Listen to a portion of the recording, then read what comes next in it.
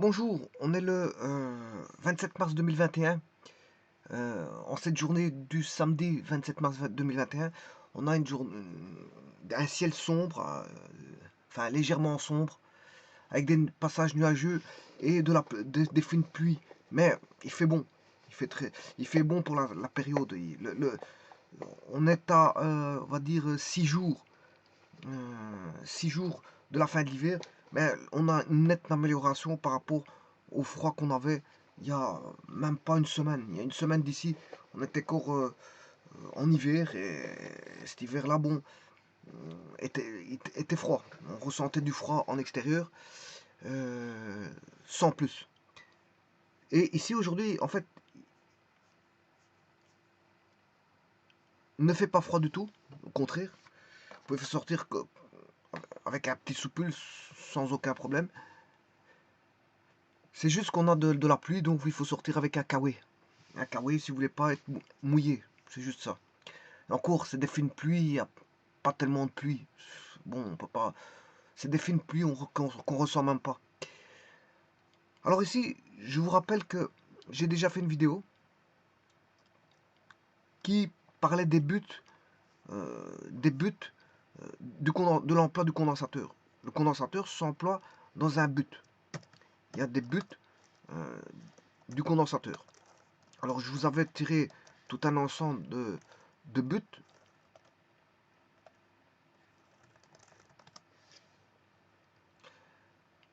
Et notamment, quelques buts étaient, par exemple, hein, je vous en donne quelques-uns, je ne vais pas réénumérer tout ce que j'avais fait dernièrement. Ben, on retrouve, par exemple, les condensateurs dans le filtrage. Par exemple, hein, voilà, c'est un exemple. On peut avoir les condensateurs utilisés en tant que différenciateur ou intégrateur. Donc on peut l'avoir en tant que différenciateur ou alors intégrateur. On le retrouve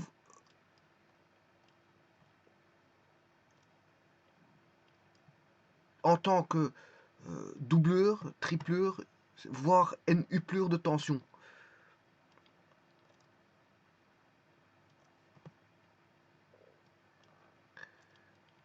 On peut le retrouver dans des circuits avance-retard. Bref, on le retrouvera beaucoup en continu, par exemple, pour créer des délais.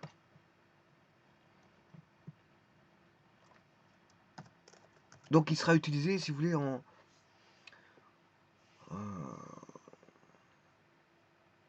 pour créer un petit délai en électronique numérique. Voilà. Électronique numérique de puissance. On créera des délais. Je vous montrerai quelques circuits à délai. À l'aide de condensateurs, bien sûr, avec une logique. Hein. Parce que quand je vous dis que voilà, c'est numérique, il y a une logique derrière. Hein. Il y aura une logique. Une logique. On va dire, c'est de l'électronique électronique logique. Voilà, ce sera de l'électronique logique. Avec l'électronique logique, vous pourrez créer des délais. Donc, c'est-à-dire créer plusieurs délais. Hein. On peut mettre une cascade de délais pour faire fonctionner, par exemple, un moteur. Voilà, ça c'est un exemple. Donc, ça va être utilisé, par exemple, en logique, électronique logique. L'électronique logique, c'est l'électronique des 0-1. 0-1, contrairement à l'électronique analogique.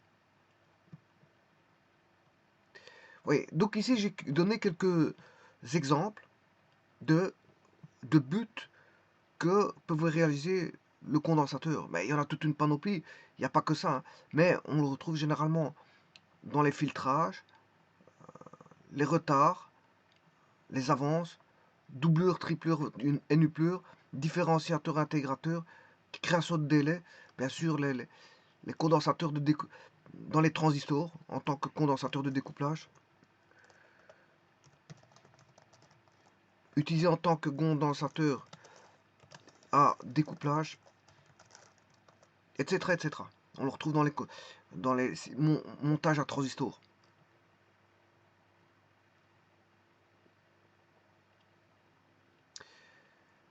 Bien sûr, pour maintenir une tension continue. Maintenir une tension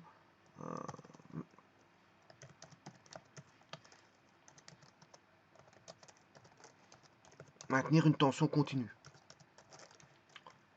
aux bornes de, voilà, d'un circuit, par exemple.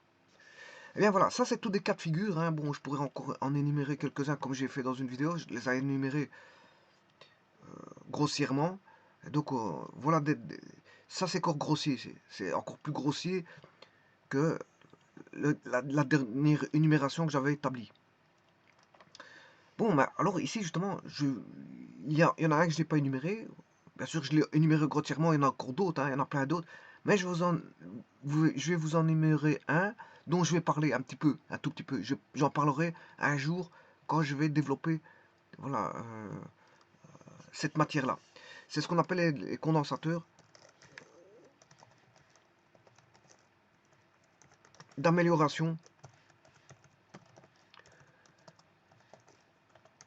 du cosinus phi.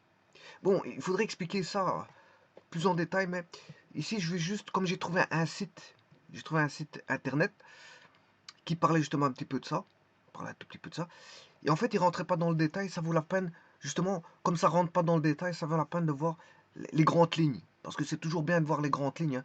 Parfois c'est bien de rentrer dans le détail comme je le fais, c'est très bien, on y comprend les choses jusqu'à un certain haut point, quoi qu'on on comprend, avec ce que je donne, c'est pas forcément assez pour tout comprendre, bien sûr, hein.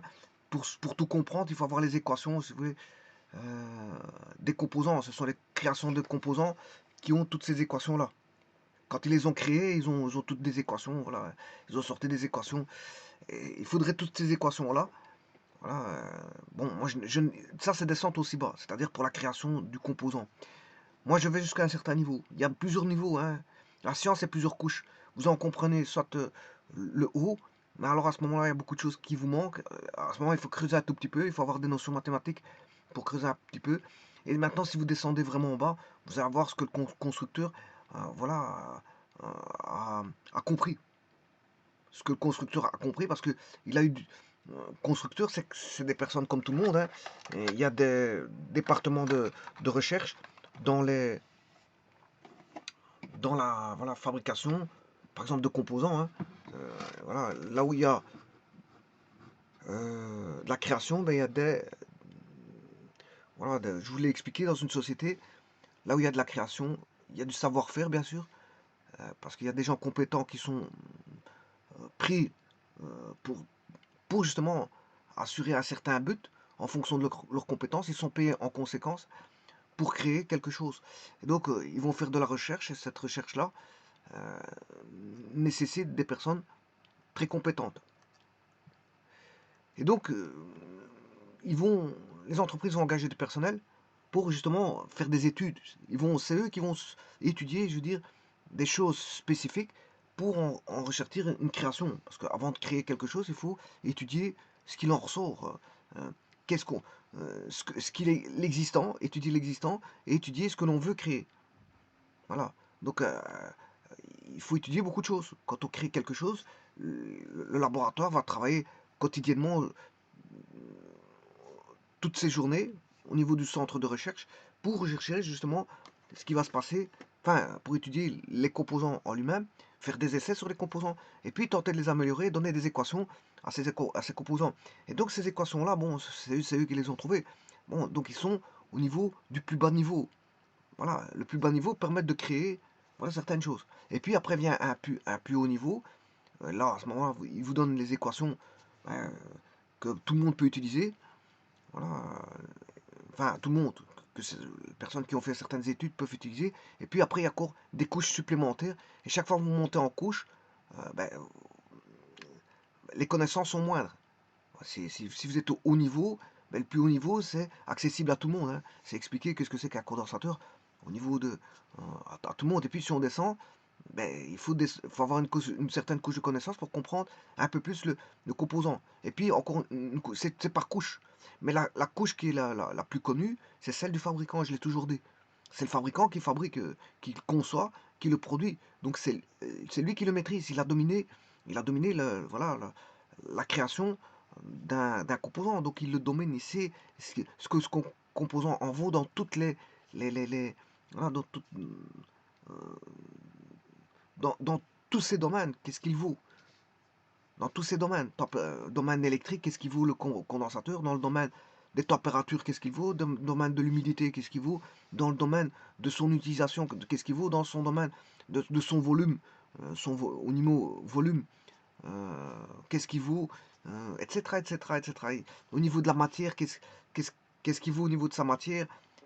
Et ça, c'est le constructeur. Il travaille des années pour arriver à de tels résultats, hein. Donc, n'allez pas croire que vous allez devenir voilà, fabricant de condensateurs du jour au lendemain, parce que ça, c'est des gens qui sont spécialisés sur ça. Ils ne font que ça, ils font de la recherche sur ça, et ils découvrent des choses sur ça. Donc, c'est des gens spécialisés, très spécialisés, depuis des années, qui concourent à connaître le condensateur à ses moindres détails, pour justement le fabriquer, parce que si on veut fabriquer quelque chose, il faut connaître ce qu'on veut fabriquer au moindre détail, donc connaître ce qu'on va utiliser comme matière et quelles sont les propriétés des matières qu'on va utiliser avant toute chose. Bon, donc ceci, je vous dis qu'il y a différents types de couches, hein, et tout le monde n'est pas au même niveau de couche, de compréhension et de connaissance des composants. Et je peux vous dire que bon, le composant permet de faire pas mal de fonctions. Il a pas mal de fonctions, pas mal de buts. Et notamment, ici, si je prends le condensateur, voici quelques fonctions que le condensateur peut réaliser comme... Et ça fait pas mal de choses, pas mal de fonctions, hein. Donc il sera fortement utilisé en électronique. Je vous ai toujours dit, ouvrez un circuit électronique. Dites-moi là où il n'y a pas de condensateur. Je viendrai voir, hein. C'est rare, c'est beaucoup rare voilà, des circuits où il n'y a pas de condensateur, c'est rare. Parce que le condensateur est tellement utile qu'on l'utilise quasiment dans presque tous les circuits électroniques, hein. Vous allez ouvrir un circuit électronique, il y a des condensateurs.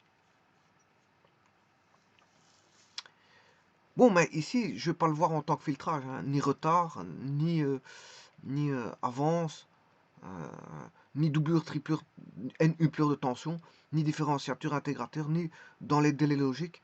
Tout ça, je verrai tout ça. Mais ni en tant que condensateur à découplage, ni en tant que condensateur qui maintiendra une certaine tension continue, peu importe. C'est pas tout ça que je veux voir. C'est juste un petit truc ici, justement, une petite fonction qui est réalisée, qui est très bien expliquée sur un site internet et qui permet à n'importe quel guitame de comprendre, de comprendre. Donc il ne faut pas descendre très bas euh, pour la compréhension. Mais bien sûr, si vous voulez bien comprendre l'amélioration du cosinus phi, bon, il faut descendre au niveau mathématique, hein. Il faut descendre à un bas niveau pour bien comprendre ce que c'est que l'amélioration du cosinus phi. Mais j'ai trouvé un site qui permet à haut niveau de faire comprendre en gros à tout le monde, et celui qui veut utiliser ces composants là, ben, il peut, chez lui il peut. Bon, maintenant euh, il fera généralement appel à ce qu'on appelle à des professionnels, hein. Donc il faut payer en conséquence. Les professionnels, on les paye. Bon, ils ne travaillent pas gratuit, hein. Le travail gratuit, bon, c'est... Je veux dire, il faut laisser ça à ceux qui, qui veulent démontrer quoi que ce soit, alors que s'il se passe quelque chose au niveau de la réalisation électrique, ils sont purement responsables, hein, alors qu'ils ont travaillé. Je veux dire, je crois qu'il ne faut pas jouer à ce jeu-là. Quelqu'un qui travaille, tout travail mérite salaire, et il faut travailler suivant comment on appelle ça, la valeur que l'on a. Si on s'attribue une certaine valeur, bon, il faut s'attribuer, sans exagérer, il faut s'attribuer une certaine valeur. Vous ne pouvez pas travailler gratuitement. Déjà, je vous dis, si vous travaillez gratuitement et que vous faites une mauvaise installation, que ça vient à brûler, vous êtes le premier responsable. Alors que bon, vous n'étiez pas agréé. Et là, ça va vous retomber dessus. Donc, une société d'électricité est agréée si elle est assurée s'il se passe voilà, un problème dans l'installation. Il y a euh, un département, enfin, il y a voilà, des responsables qui sont sécurité hygiène qui interviendront en cas de problème pour voir qu'est-ce qui s'est passé exactement. Si l'entreprise qui a réalisé l'installation électrique l'a fait de façon conforme, s'il est en conformité avec les lois et les règles qu'impose euh, le règlement général des installations électriques. Si on est en dehors de ça, ben, on risque, je veux dire, de payer tous les dégâts suite à un incendie, parce que vous serez responsable alors que vous n'êtes pas agréé. euh, pour établir des installations électriques. Donc une installation électrique, ça se paye, hein. N'allez pas faire une installation par n'importe quel kidam, parce que s'il s'avérait qu'il y avait vraiment un incendie, la personne qui a fait l'installation est responsable, alors que bon, il n'est pas agréé. Donc ça va lui retomber dessus au niveau des tribunaux. Donc rien de tel que de payer, je veux dire, une société. Vous allez me dire c'est cher, mais bon, effectivement c'est cher, euh, mais ça a une valeur. Faire une installation électrique, on est content d'avoir une belle installation électrique, mais on est content aussi. euh, voilà, parfois il faut savoir donner le prix. Ça va valoriser la personne qui l'a fait, et il faut savoir donner le prix, sans exagération. Voilà. Parce que quel est le but d'avoir tout gratuit? Je sais pas moi, ça c'est du profitage, hein. Avoir tout gratuit, c'est du profitage. Au bout du compte, la personne aura mis tellement de côté qu'elle va mourir avec son argent en fin de vie. Donc elle aura rien fait, elle aura profité sur des gens qui auraient mérité un salaire en travaillant. Donc je ne vois pas la philosophie de tout ça. Ça, c'est ce qu'on appelle des radins. Beaucoup de gens font semblant qu'ils n'ont pas de budget pour faire l'installation électrique et veulent profiter sur des gens qui veulent faire une installation électrique. Je dirais à ces gens, ce sont des profiteurs, point à la ligne, hein. Une installation électrique, ça se paye, point. C'est comme si vous allez prendre, voilà, vous allez au magasin, ben vous payez à la caisse euh, le prix. Vous n'êtes pas content, vous changez de magasin. Donc allez profiter sur des gens, voilà, ça c'est des gens un peu scrupuleux, hein. Ils profitent pour essayer de gagner, euh, alors que eux-mêmes ils ont peut-être beaucoup d'argent dans leur compte en banque et ils vont mourir avec beaucoup d'argent dans leur compte en banque et ils auront fait travailler des pauvres malheureux, voilà, alors que normalement tout travail mérite salaire et faire une installation électrique mérite son prix, sans exagération. Donc ce qui veut dire qu'il y aura toujours un devis, qui sera établi par rapport, bien sûr, avant de faire un devis, on fait une étude, hein, parce qu'on ne fait pas un devis comme ça. On fait l'étude de ce qui doit être réalisé, euh, et puis on établit un devis.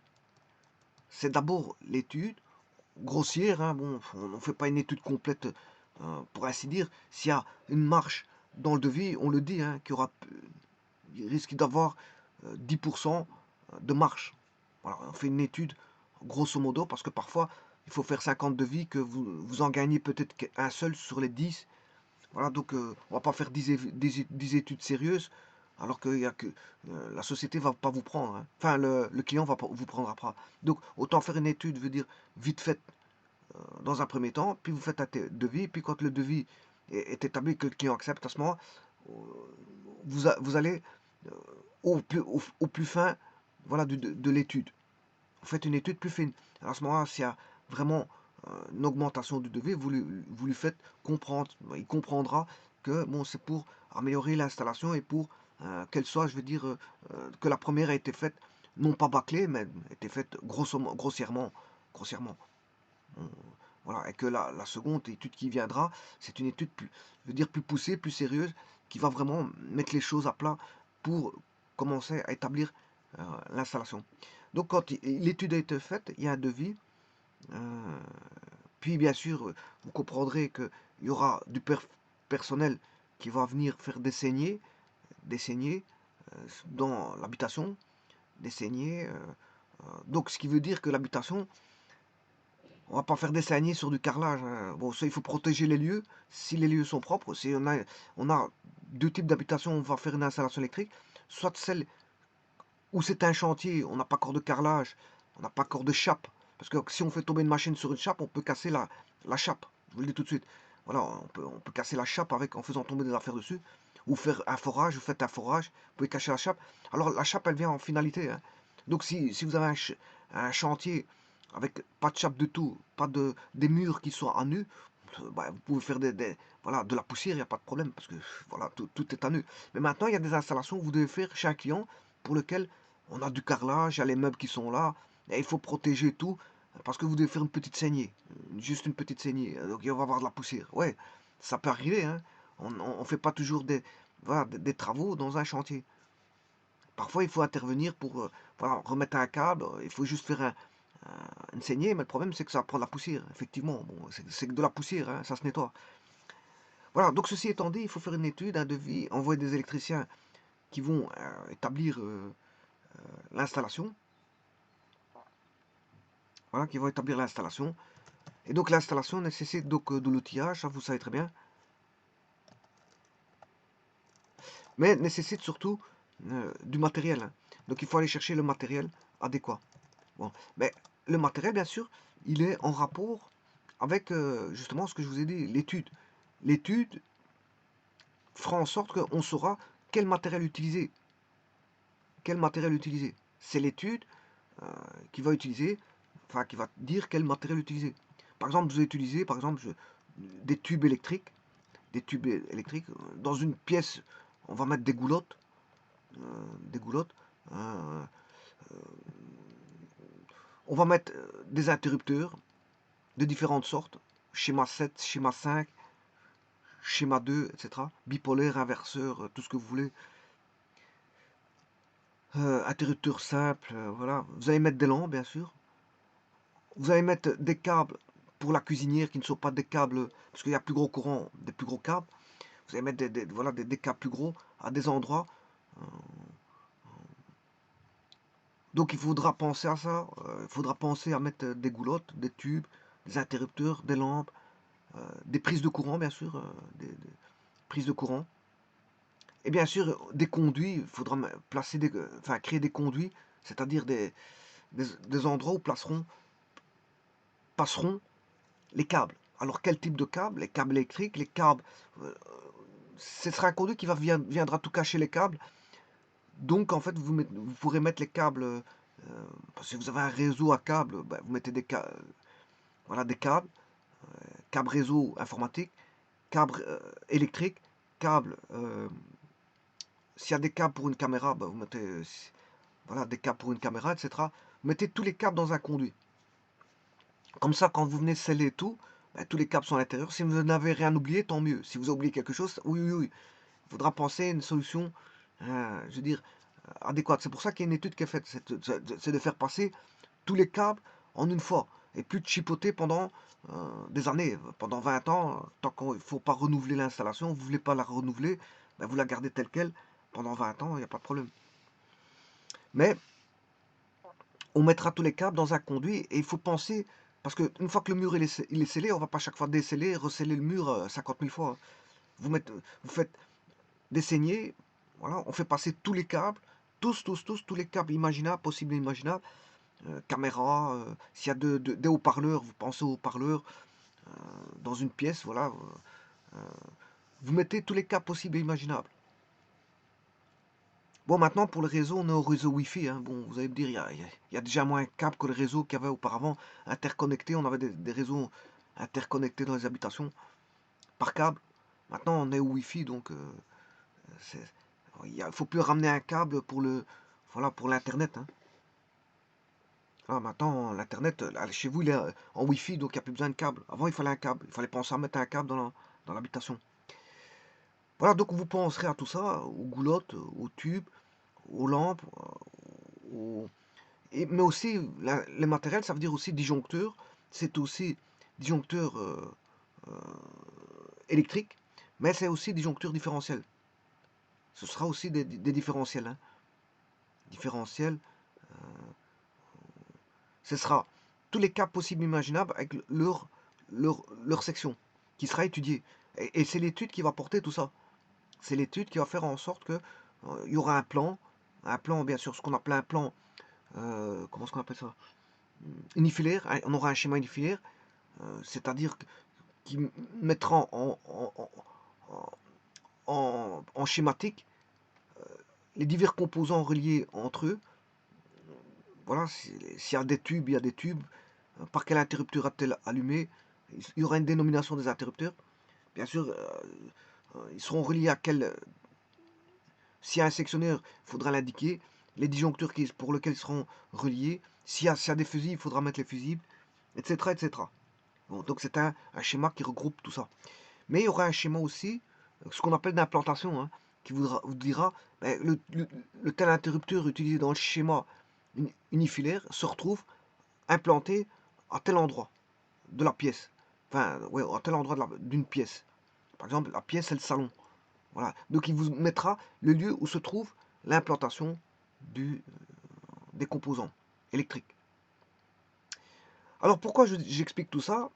Eh bien, parce que certains utilisent beaucoup des moteurs. Alors, l'arrivée, vous pouvez avoir l'arrivée en, 250 volts.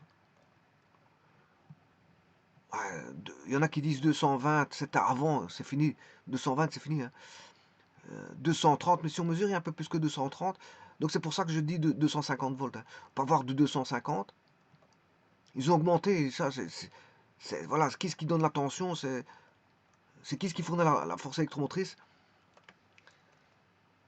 Mais ce sont voilà, les centrales électriques. Hein. Ils fournissent une force électromotrice. S'ils ont envie de donner 300 volts, ils donneront 300 volts. Donc en fait, on peut avoir 230, mais je crois qu'ils sont à 250, je sais pas. Il faudrait que je mesure ça. Il y a 230 volts. Je dirais même un peu plus que 230 volts si on mesure. Il faudrait que je mesure, voilà. Il y a 380 volts. Ça, c'est en triphasé. 220, c'est en monophasé. Et on peut avoir voilà, du 400 volts. 400 volts triphasé plus neutre. Ouais, 380, c'est 400, ouais, j'ai radé. Oui, on peut avoir du 380 400 volts. Triphasé plus neutre.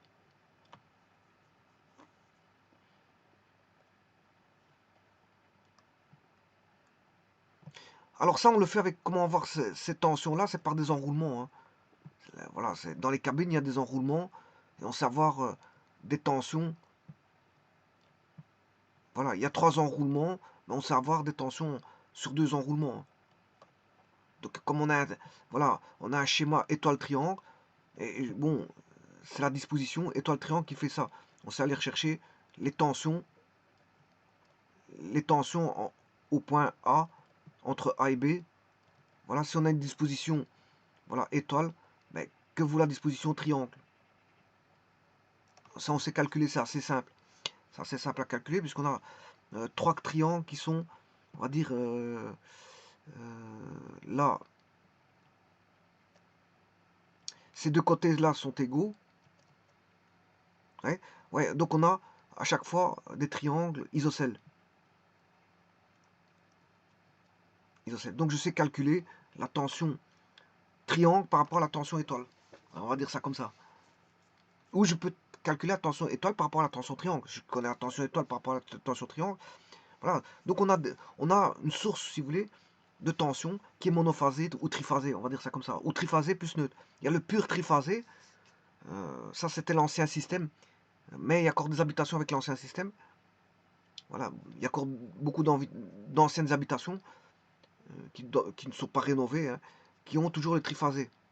Mais il existe aussi le triphasé plus neutre. Voilà. Et alors, bon, en général, les gens reçoivent le monophasé. Bon. Mais les industries, bon, ils ont des installations industrielles qui utilisent des moteurs. Donc, les moteurs, qui dit moteur, dit euh, self. Les moteurs, ce sont des self. Les moteurs, ce sont des self. Donc, à ce moment-là, les self, les condensateurs, enfin, les self, ce sont les bobines. Un moteur, c'est constitué de bobinage. Donc ces selfs-là, si vous mettez de l'alternatif, qu'est-ce qui va se passer? Ben, on a un déphasage. On a une puissance qu'on appelle une puissance réactive. Voilà, on a une puissance réactive. Et donc on a un déphasage, on aura un courant réactif. Et ça va provoquer, voilà, des petits problèmes pour, on va dire, le fournisseur d'énergie électrique. Alors pour compenser ce petit problème, je suis à haut niveau, hein, pas à bas niveau, je n'explique pas à bas niveau. C'est pour ça que je rentre pas dans les détails. J'explique en gros. Parce que si je veux rentrer dans les détails, bon, il y a des calculs à faire. Je vais perdre le filon des explications pour n'importe quel kidam. Parce que ici, je vais rentrer dans un site internet qui explique à n'importe quel kidam. Voilà. C'est pas je rentre pas dans les détails de calcul. J'aurais pu rentrer dans les détails de calcul. C'est pour ça que je passe de manière grossière d'une étape à l'autre. Hein. Je fais pas le calcul, voilà, pour passer voilà, de l'étoile au triangle. Je ne le fais pas. Bon, je pourrais le faire, hein, mais c'est pas le but. C'est pas le but. Alors, je vais pas expliquer ici ce que c'est que le courant réactif. Bon, voilà. En gros, il y a un courant actif et un courant réactif. Voilà, le courant réactif, ce sera dû voilà, au self et au condensateur. Mais généralement, les charges qui sont utilisées, ce sont les selfs. Donc, il va créer un courant réactif. Et ce courant réactif, bon, c'est un problème pour le fournisseur d'électricité. Voilà. C'est juste ça. Je suis à haut niveau, je ne suis pas à bas niveau, je n'explique pas au détail. Je l'expliquerai au détail plus tard, quand je verrai voilà, l'amélioration du cosinus phi. Voilà. Donc, qu'est-ce qu'on va mettre? On va mettre des condensateurs ou des batteries de condensateurs pour améliorer, parce que ce courant réactif va créer ce qu'on appelle voilà, un déphasage.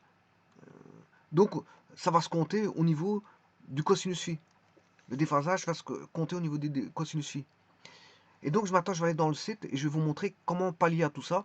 Et il y a un site, justement, qui explique très bien. Et c'est pour ça que, bon, il est à haut niveau et pas à bas niveau. Il n'explique pas dans les détails. Donc, vous allez comprendre. Et il va vite dans les solutions. Il interprète vite les solutions. C'est pour ça que je vous disais que j'ai bien aimé ce site-là et que je vais vous le montrer. Alors, ce site-là, voilà, c'est celui-ci. Placer des condensateurs de compensation. Alors, ça vient de Énergie plus le site.be. Gérer réseau électrique, 3 placer des condensateurs de compensation, voilà. Énergie plus le site.be. Alors ici, vous explique le principe. Là, on a des batteries de condensateurs, hein, c'est ce qui vont compenser l'énergie réactive. Hein. Voilà, il vous montre un banc de condensateur. Alors ici, vous explique en gros, de manière haut niveau, le principe de la compensation, sans rentrer dans les détails. Si la consommation d'énergie réactive est anormalement élevée, donc il parle déjà de réactif, donc vous êtes censé voilà, ne pas trop rentrer dans les détails, mais il y a deux types d'énergie, active et réactive.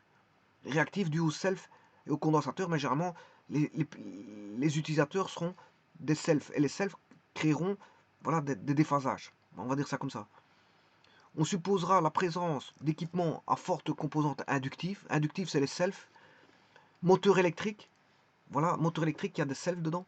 Les vieux ballasts, parce qu'il y a une self, voilà, il y a une self dans dans les, comment on appelle ça, dans les lampes au néon.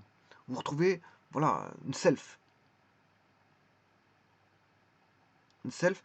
Donc on appelle un, voilà, elle est toujours accouplée avec le tube. Ils étaient accouplés avec le tube. C'est pour ça qu'avant on avait, quand on achetait un tube, c'est tout. Il fallait racheter voilà, on va dire, voilà, l'élément électromagnétique qui allait avec. Et donc voilà, ça prenait de la place. Et ça, c'était, bon, les vieux ballasts, c'était comme ça. Notamment, on retrouve ça dans les gares, les anciennes gares. Ou les gares où ils n'ont pas remplacé ce système-là. Vieux ballast électromagnétiques, de tubes fluorescents, etc. Donc, tous ces ballasts-là, qu'on retrouvait, par exemple, dans les bureaux, dans les gares, etc., pour, bien sûr, allumer avec des lampes au néon, eh bien, il fallait souvent remplacer les lampes au néon, hein, je vous le dis tout de suite.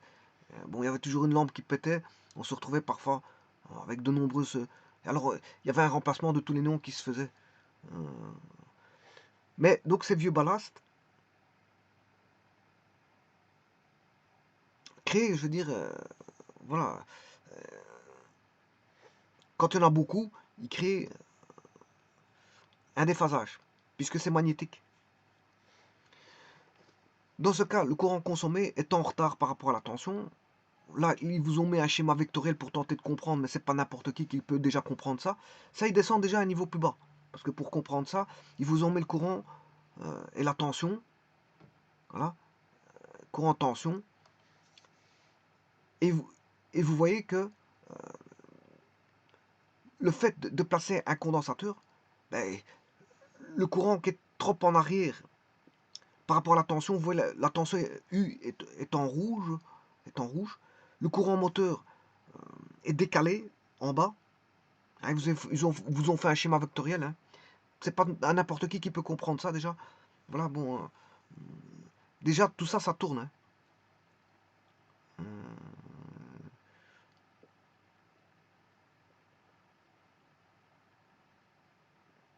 Oui, c'est des vecteurs tournants parce que c'est l'alternatif. Hein. C'est l'alternatif. Il faut voir ça avec les vecteurs de Fresnel. Voilà, c'est un vecteur de Fresnel. C'est une composition de vecteurs de Fresnel qui tourne. Parce que la sinusoïde, quand même, elle bouge. Hein. Donc tout ça, ça tourne. Mais ils vous ont mis, je veux dire, par rapport à une référence de tension, une référence de courant donnée, à un moment donné, voilà, vous avez ça. Vous avez ça. Et vous avez le courant moteur qui est déphasé sur la tension. Sur la tension U. Alors vous avez un petit schéma à gauche, la tension c'est U. C'est la tension U.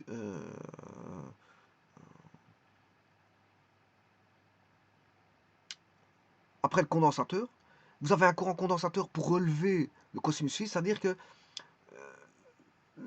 c'est pour avoir le moins de pertes possible avec le condensateur. Il va remonter le cosinus phi. Il va le remonter. Donc il est trop incliné vers le bas, il faut le remonter. Donc on va mettre un courant condensateur qui va relever le vecteur, voilà, pour se retrouver. Si vous faites à ce moment-là la somme vectorielle courant moteur plus courant condensateur qui est déphasé de 90 degrés en avant, hein, vous le voyez, bon, je peux expliquer ça comme ça. C'est une somme vectorielle, hein. Mais ça c'est déjà, on est déjà au niveau bas niveau là, hein. On est au moyen niveau. Là, ils auraient dû pas montrer ça parce que c'est pas n'importe qui comprend ça.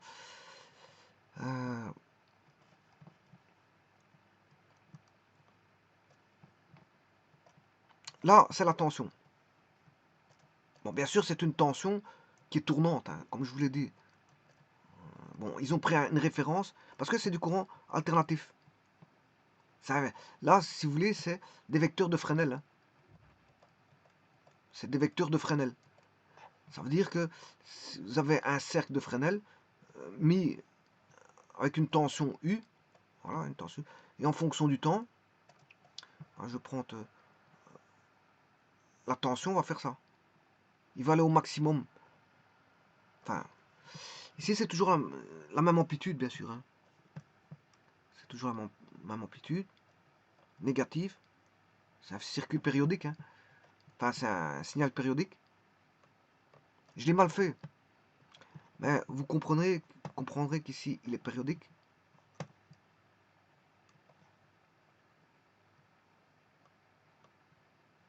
Hein.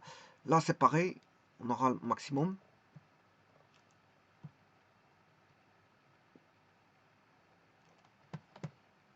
Alors, il a une certaine fréquence.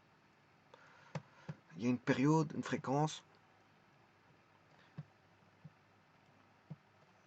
Période. La fréquence, c'est égal à 1 sur T.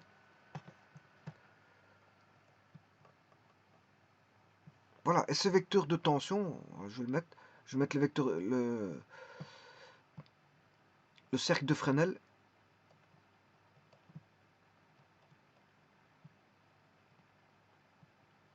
Bon, c'est un cercle, hein, je le dessine très très mal. Comme j'ai dessiné très mal la sinusoïde.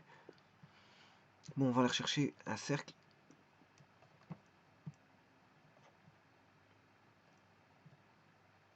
Voilà.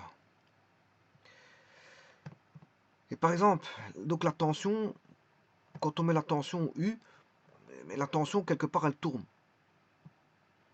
À quelle vitesse? À une vitesse oméga. Elle tourne à une vitesse oméga. C'est quoi ce oméga? Ben, c'est 2π fois la fréquence. La fréquence c'est quoi? Ben, c'est 1 sur T. Et le signal vous le connaissez puisqu'il vaut T. Donc tout est connu ici. Hein. Alors maintenant, qu'est-ce que c'est que ce U? Donc le U, il est là. Le U, ça c'est le U au départ. C'est le maximum. Donc on aura U max ici. Voilà. U max. Tout ça, le cercle c'est U max. Voilà, ça c'est U max. Donc il a un rayon, si vous voulez, U, qui vaut le U max. Là on a le maximum, U max. Là, on a U max. Voilà.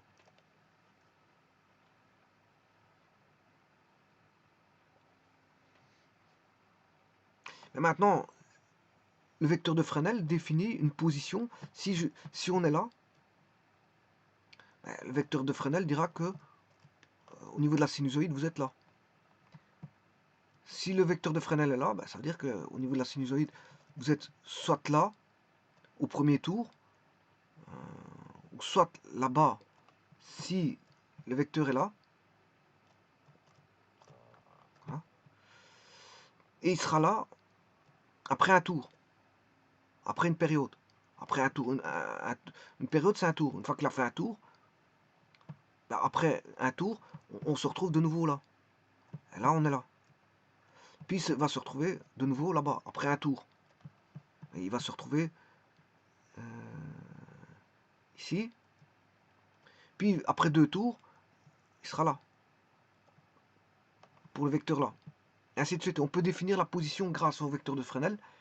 On peut définir voilà, les points de la sinusoïde en tout point. Du signal tension, en fonction du temps.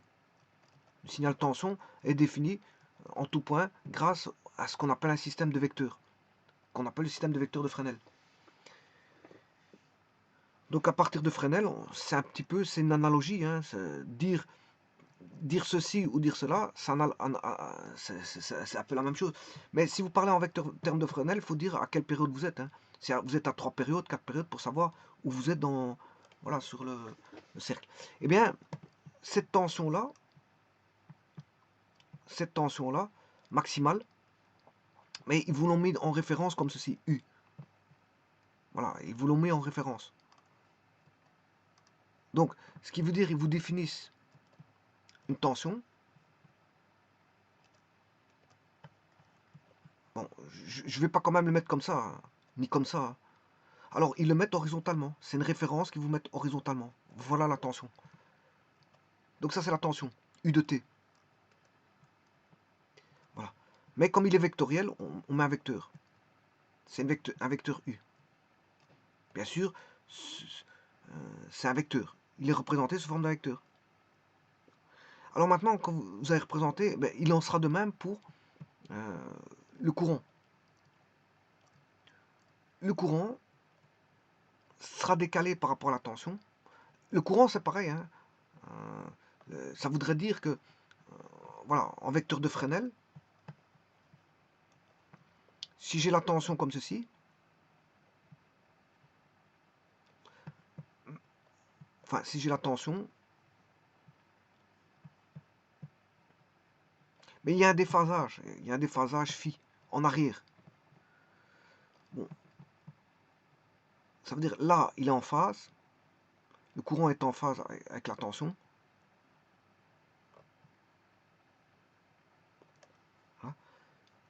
Alors, je peux reculer ceci en arrière, pas se tromper, parce que normalement, enfin, il y a un décalage. Je peux avoir un décalage comme ceci.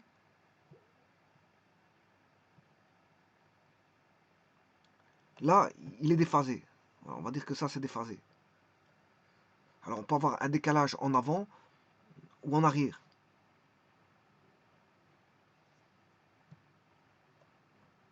Alors, comment on verrait la différence? Normalement, on aurait ceci. C'est pas le même. Il y en a un, il est décalé en avant et l'autre en arrière. Voilà. Et ça, c'est le courant. Le courant est beaucoup plus petit hein, par rapport à la tension, au niveau de l'amplitude. Mais on peut avoir un décalage soit voilà, vers l'avant ou vers l'arrière. Voilà. Je ne rentre pas trop dans les détails parce qu'il faudrait que je vois où est le signal vers l'avant ou vers l'arrière. Il faudrait que je trace un signal pour vous dire lequel est. Je peux le faire avec GeoGebra. Voilà, je peux le faire. C'est des sinusoïdes, c'est tout. C'est des décalages de sinusoïdes. Voilà. Il y en a un, ce sera sinus oméga t plus phi avec le courant, il vaut U sur Z. Voilà, autant dire qu'on aura une amplitude que je vais appeler U', sinus oméga t. Alors, justement, on aura plus ou moins phi. Et c'est ça qui dira qu'on est soit en avance, à l'avant ou en retard. En fonction du plus ou moins là. Donc déjà la tension, ça c'est le courant. C'est le courant. Et le courant, il est plus petit déjà, parce qu'on divise par une impédance. Il est plus petit en amplitude, mais il peut être décalé vers la droite ou vers la gauche, c'est-à-dire décalé en fonction d'un angle phi. Voilà. Et donc si vous représentez vectoriellement, comment ça se représente? On peut le mettre par des vecteurs de Fresnel. Alors à ce moment, il faudra deux vecteurs de Fresnel, un pour la tension et un pour le courant. Et si je prends une référence tension, la référence courant, ben, elle est liée à la tension. Parce que j'ai pris une référence tension. Mais les deux vecteurs sont tournants. Hein. Les deux vecteurs sont tournants. J'ai pris l'horizontalité comme référence de tension. Donc fatalement, le courant est lié, comme il est lié à la tension par un déphasage, ben, je le lie à la tension. Donc le courant sera aussi une référence de courant. Parce que je le prends, ça c'est le courant réactif, hein, qui est un vecteur aussi. Voilà. U est un vecteur, et le courant réactif est un vecteur. Tout est vectoriel ici.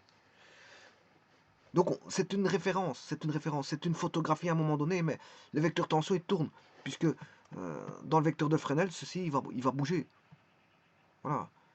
La sinusoïde, c'est un vecteur qui va tourner. Hein. Il va tourner. Voilà. Tout comme le courant, ici, il va bouger.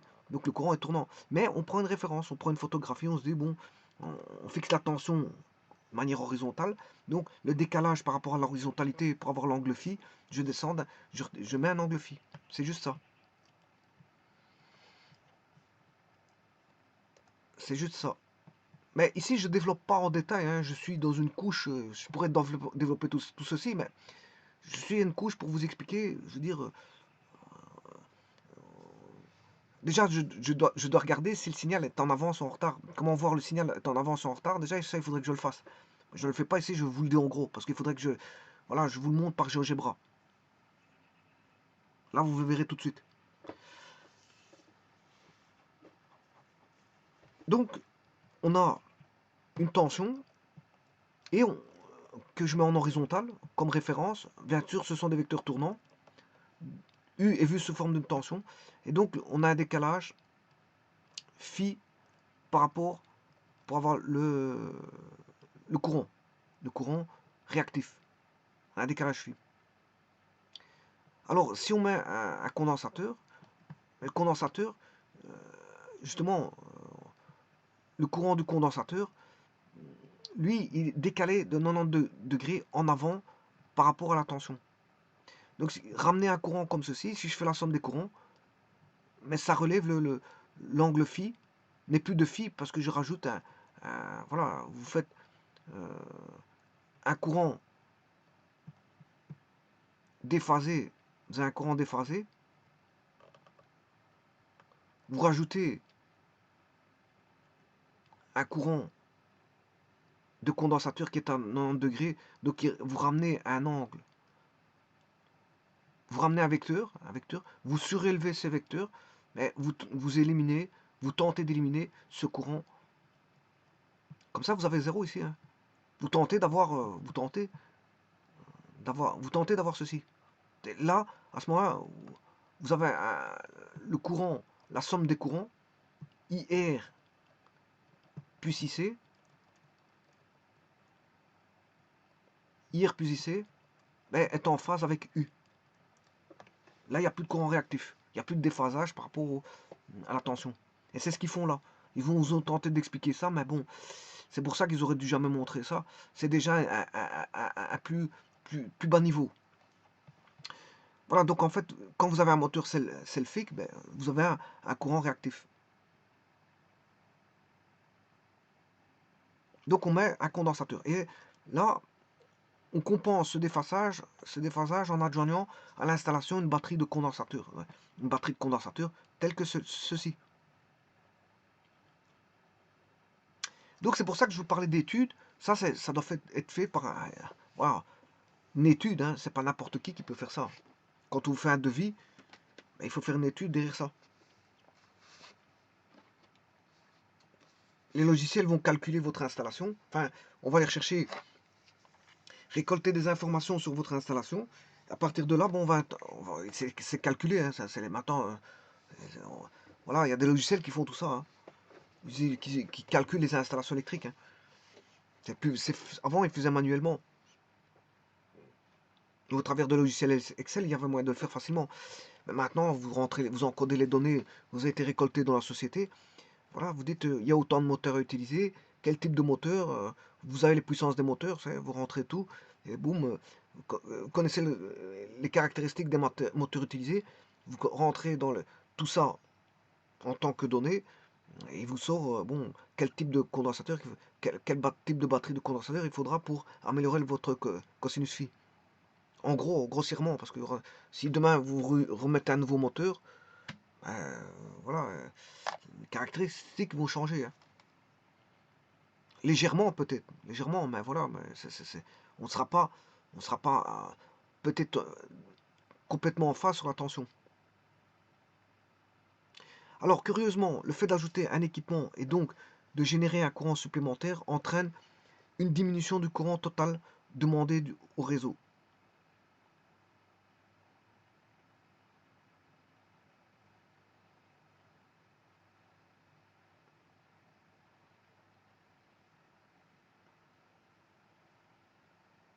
Donc une diminution du courant total demandé au réseau.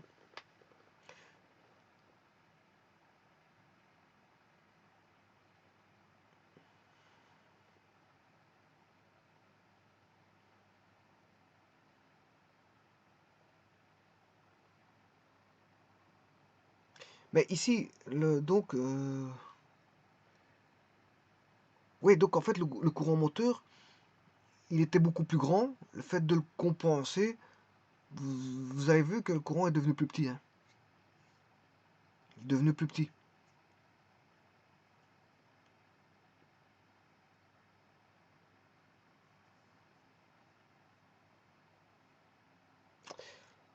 En fait, les composantes réactives des courants inductifs et capacitifs se sont compensées et là le courant est devenu plus petit. Alors, voici l'impact du cosinus phi sur la section des câbles. Alors, généralement, quand vous utilisez euh, la section des câbles, c'est en fonction de la puissance utilisée par les charges.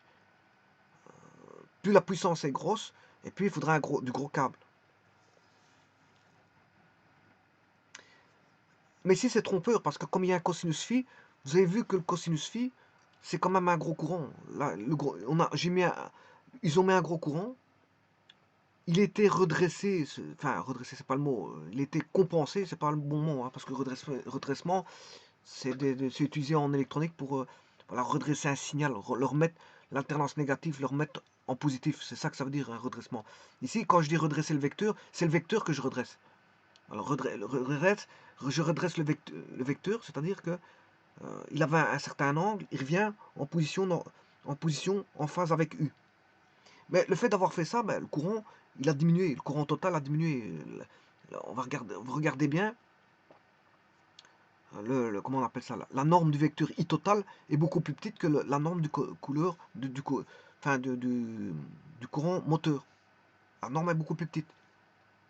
Elle est beaucoup plus petite la norme. Donc le courant s'est réduit, alors que vous avez utilisé plus de courant.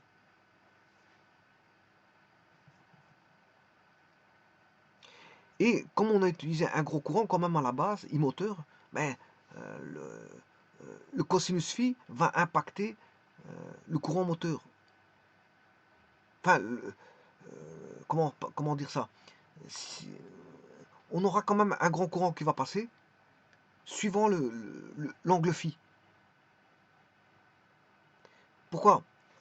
Ben, regardez bien.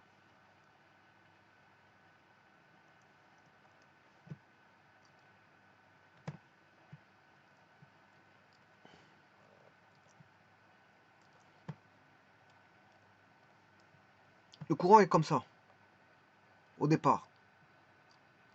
Je mets le courant réactif. Ça, c'est avec un angle phi. Bon, je vais le mettre avec un angle phi plus petit. Je vais le redresser, mais il va se retrouver là. Voilà, ça c'est avec un angle phi plus petit. Phi prime. Mais phi prime est plus petit que phi. Mais au niveau des normes, là j'ai IR prime. Qu'est-ce qui est plus grand? IR prime est plus petit que IR. Et donc, le cosinus phi prime, normalement, il est plus petit que cosinus phi.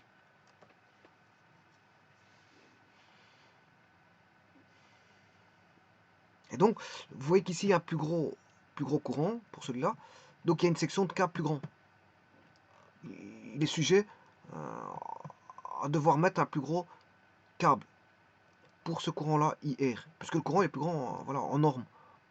Il est beaucoup plus grand. Donc, ce qui veut dire que la section est beaucoup plus grande du câble. Plus vous mettez du courant dans un câble, plus il doit supporter ce courant. Hein. Donc, vous mettrez de taille une section plus grosse. Voilà.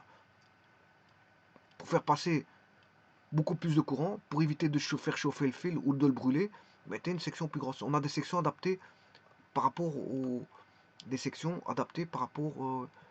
courant de passage, I. Et donc de la puissance, parce que la puissance c'est U fois I. Hein. En gros, c'est U fois I. Parce qu'il y a différents types de puissance. Hein.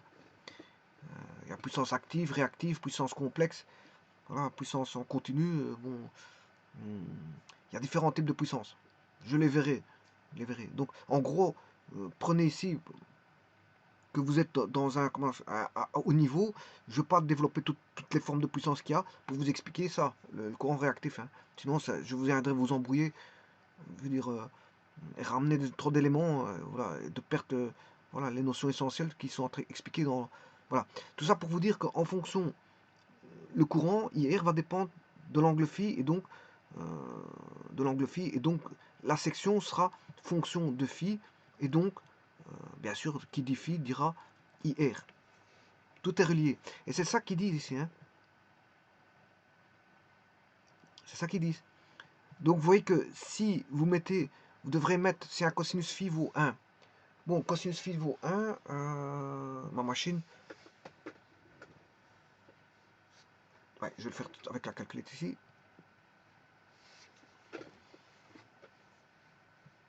Arc cosinus phi inverse cosinus. Ouais, j'aurais dû mettre 1 parce que ça c'est 0. Ça, je suis en degrés. Je suis en degrés. Ça, je suis encore en degrés. Ouais, je vais le mettre en radian. Il y a cos D. Vous voyez cos D, hein. Cos D, voilà. Ouais, c'est cos D. Ouais. Donc, cos inverse. Je vais mettre 1. Je vais mettre en degrés. Inverse cosinus. Voilà, ça fait 0. Là, vous avez un angle de 0. Vous êtes en phase. Il est en phase. I et U sont en phase. Alors, s'ils sont en phase,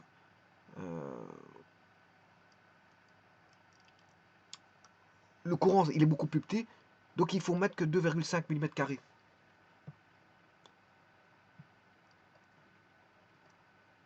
Voilà, il est en phase. Donc, là, quand il est en phase, il est là. L'angle, il vaut 0. Par rapport à U, bien sûr. Il vaut 0. Donc, ce qui veut dire que c'est là. Le plus petit courant qu'il y a, c'est celui-là en norme. C'est beaucoup. Voilà. Donc, là, il faut. Quand il sera en phase, vous pouvez mettre 2,5 mm². 2,5. Maintenant, s'il a 0,8, ben, on a augmenté le phi. Là, il faudra mettre du 4 mm², 0,6 6 mm² et 0,4 10 mm². Donc il y a un plus gros courant si vous l'avez que un cosinus phi de 0,4. Parce que ici, il vous donne le cosinus phi, hein, il ne vous donne pas le phi. Ouais, c'est surtout ça. Hein. Il vous donne le cosinus phi. Il vous donne le cosinus phi. Il ne vous donne pas le phi.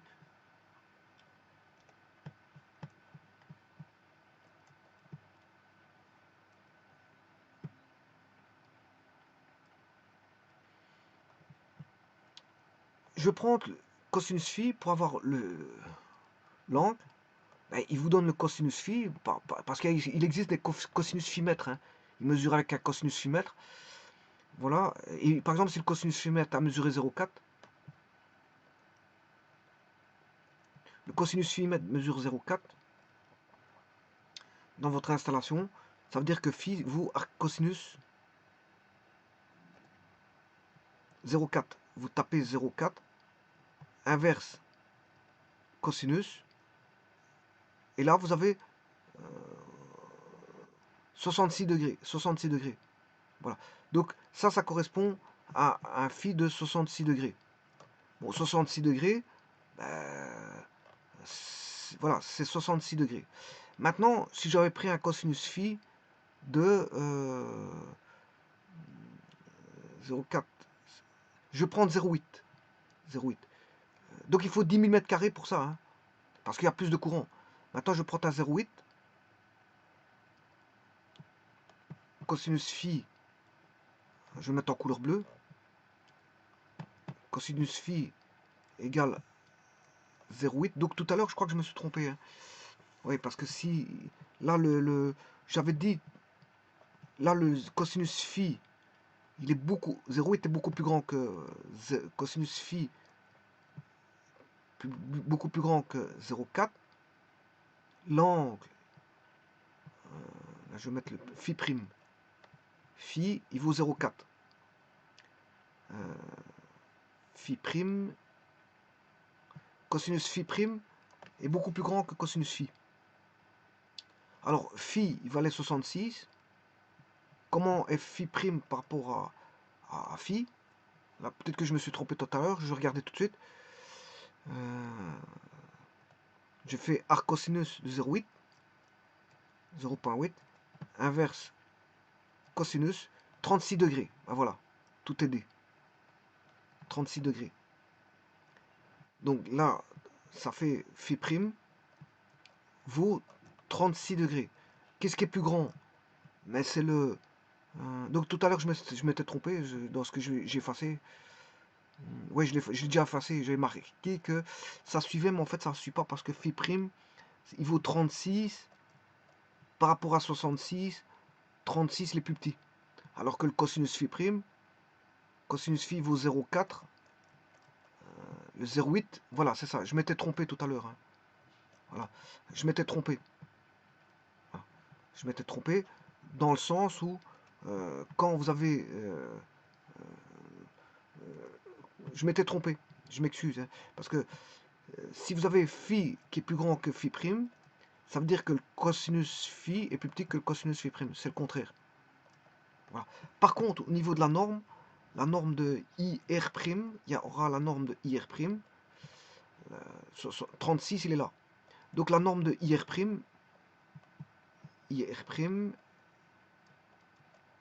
par rapport à la norme de IR, c'est le grand là, voilà, qui est à 66 degrés, et le IR', il est là, qui est à 36 degrés. Alors, le IR' en norme, la norme, on l'indique comme ceci. La norme de IR' est beaucoup plus petit que IR. Donc, s'il est plus petit en norme, il y a la section que vous devez utiliser, la section est beaucoup plus petite que la section voilà, de IR. Donc, S', la section S' sera beaucoup plus petite que S. Voilà, et c'est ce qui vous explique ici. Hein. En gros, c'est ce qui vous explique. Bon, ils sont quand même descendus un petit peu bas dans les explications. Donc, voilà, donc la section... vous voyez que vous avez un petit cosinus phi, mais une grande section. C'est exactement ce que je viens de dire. Un petit cosinus phi, c'est normal parce que, c'est d'après les explications que je vous ai données, un petit cosinus phi demande une grande section, puisque la norme sera beaucoup plus grande. Voilà, donc ça c'est les explications pour les sections ici. Placement d'une batterie de compensation. Un dimensionnement correct des batteries de condensateurs est très important. En effet, trop faible, le résultat est insuffisant. Mais inversement, une surcompensation se traduira par un envoi d'énergie réactive capacitive vers le réseau qui sera également comptabilisé et facturé. Donc en fait, le renvoi d'énergie réactive, si l'installation est mal dimensionnée et mal étudiée, mais elle renverra du réactif si vous utilisez voilà, là, c'est une surcompensation, hein. C'est la surcompensation. Parce on dimensionne. Dans les dimensionnements, qu'est-ce que c'est qu'un dimensionnement? Qu'est-ce que c'est qu'un dimensionnement? Mais quand on fait l'étude, on va faire une étude d'une installation électrique pour un n'importe quel client. Il désire, bon, il demande, bon, il va demander à ce que, bon, il veut de l'éclairage dans sa salle de bain, il veut des prises de courant dans sa salle de bain, bien sûr en respectant des zones où les prises de courant ne peuvent pas y aller, bien sûr, et des interrupteurs ne peuvent pas y aller. Il y a des zones, voilà, interdites, hein, où on ne peut pas mettre, dans des salles d'eau, il y a des zones interdites, voilà, où on ne peut pas mettre aucun composant, voilà, de nature euh, électrique. Il y a des zones, voilà. Alors, eh bien, on fera une installation en fonction, généralement, qu'est-ce qu'on a besoin dans une habitation? Des prises de courant. Des prises de courant, euh, voilà, et quoi? Et des lampes.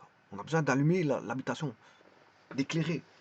Donc on va mettre des interrupteurs pour allumer les lampes, mais on mettra des prises de courant pour alimenter en source d'énergie électrique n'importe quel élément qu'on peut câbler sur une prise de courant. Bon, mais ça, c'est au niveau domestique. On peut câbler quoi? Ben, une machine à laver, un four à micro-ondes, on peut câbler un frigo, on peut câbler euh, une machine à laver, un lave-vaisselle, euh, on peut câbler un appareil portatif tel que, je sais pas, vous allez faire votre jardin, vous allez câbler un sécateur électrique, euh, une scie électrique, une foreuse, euh, un marteau burineur électrique, euh, une pompe électrique. Vous allez faire de la mécanique dans le garage, vous avez besoin voilà, d'une lampe baladeuse, voilà, d'une déboulonneuse, d'alimenter le compresseur, et tout le tralala, tralala. Donc tout ça, vous allez venir le câbler. Mais attention que si vous commencez à faire de la mécanique dans votre garage, si c'est de la mécanique pour vous, ça reste de la petite mécanique, mais si c'est pour un client, pour commencer à faire pour des clients, ça devient dire, un aspect plutôt léger industriel. Hein. Voilà, léger industriel. Donc, ça veut dire que là, c'est le dimensionnement d'une habitation normale, domestique. Maintenant, il y a le tertiaire, qui sont les hôpitaux. Bon, ça nécessite des équipements spécifiques. Il y a les bâtiments euh, où il y a plusieurs locataires.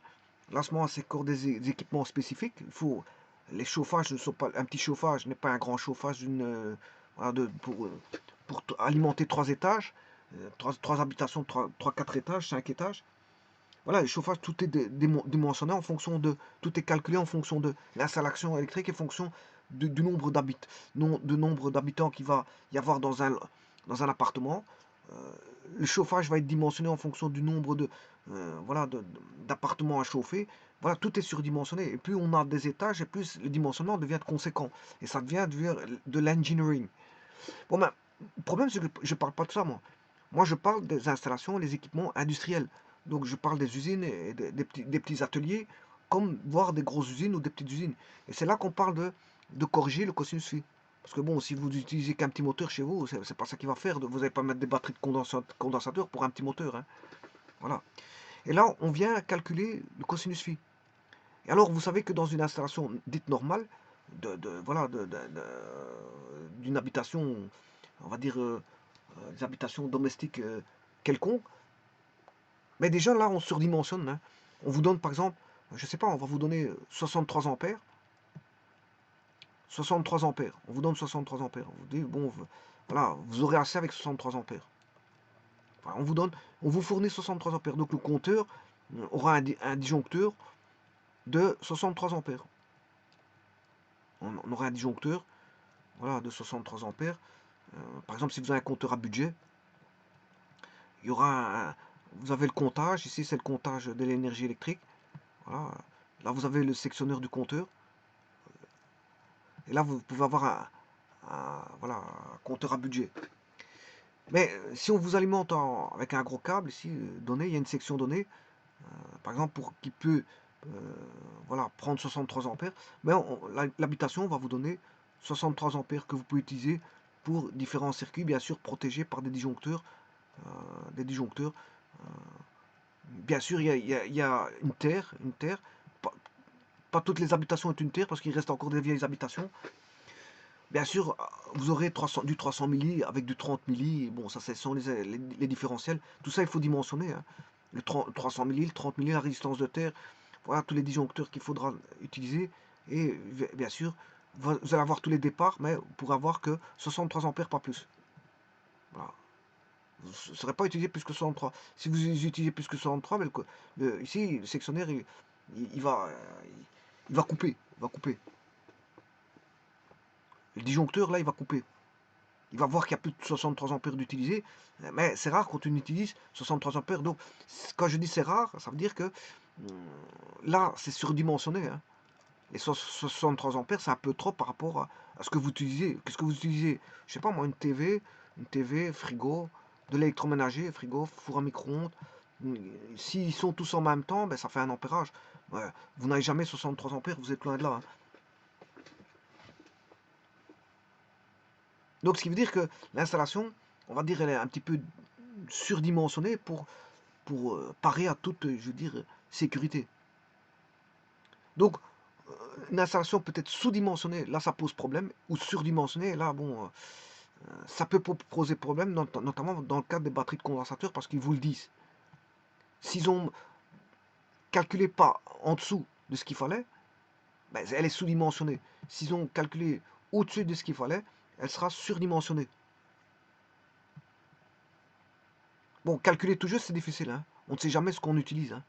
Le problème, il est là. Qu'est-ce que vous utilisez chez vous? On ne sait jamais. Ben, les entreprises non plus, hein. On sait en gros ce qui est utilisable, mais il y a des... Voilà, parfois on ramène une machine d'extérieur, on l'allume, peut-être que c'est une grosse machine. Voilà. Bon, elle n'était pas intégrée dans l'étude, et voilà. Parce qu'on n'y a pas pensé à ça le jour où on l'utilise. Et c'est ça qu'ils vous disent ici. On peut avoir donc un dimensionnement correct des batteries de condensateurs. Ouais, un dimensionnement correct, qu'est-ce que c'est que correct? Justement, le problème, il est là, hein. Qu'est-ce que c'est que correct? Le problème, il est là.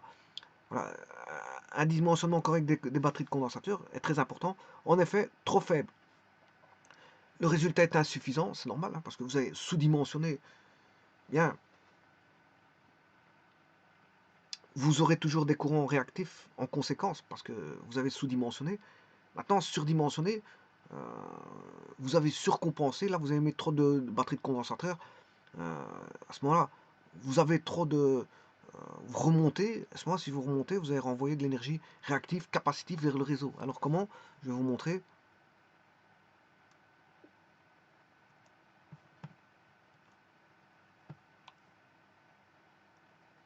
Allez, supposons qu'on a ceci comme courant réactif. On a un courant réactif comme ceci. Bon, si je le sous-dimensionne, il n'est pas bien dimensionné, mais sous-dimensionné, ben vous serez là. Donc ça veut dire qu'il restera quand même voilà, de l'énergie réactive, hein.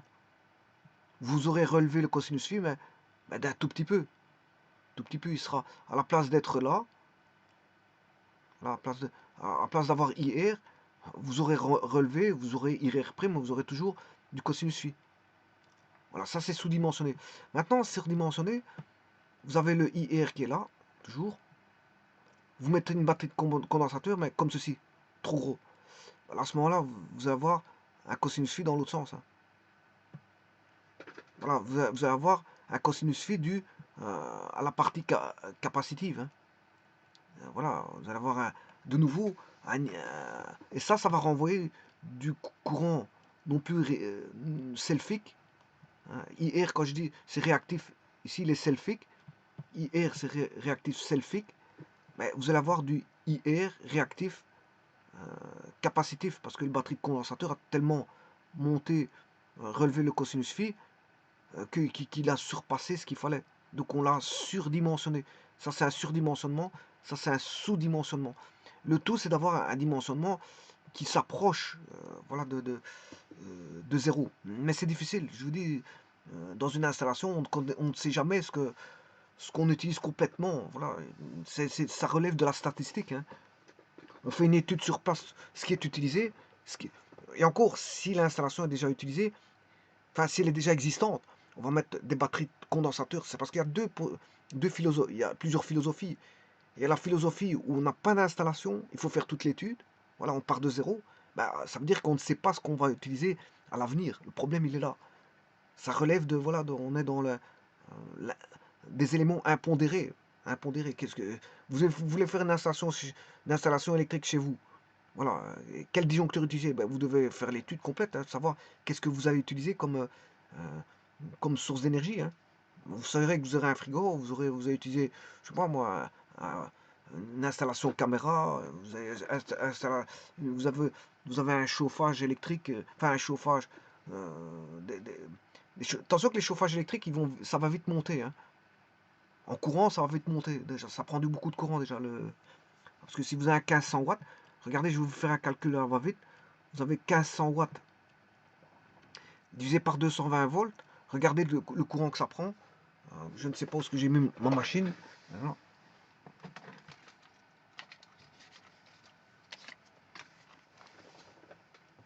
1500 watts divisé par 220 volts, ça fait déjà 7 ampères. Hein. Et le réseau vous fournit 63 ampères. Vous êtes déjà 7 ampères. Alors si vous mettez 3 chauffages comme ça, x 3, vous êtes déjà 20 ampères. Hein. Donc c'est pour ça que je vous dis que les chauffages électriques, ça consomme beaucoup d'électricité. De 1, et en plus de ça, ça prend beaucoup de courant.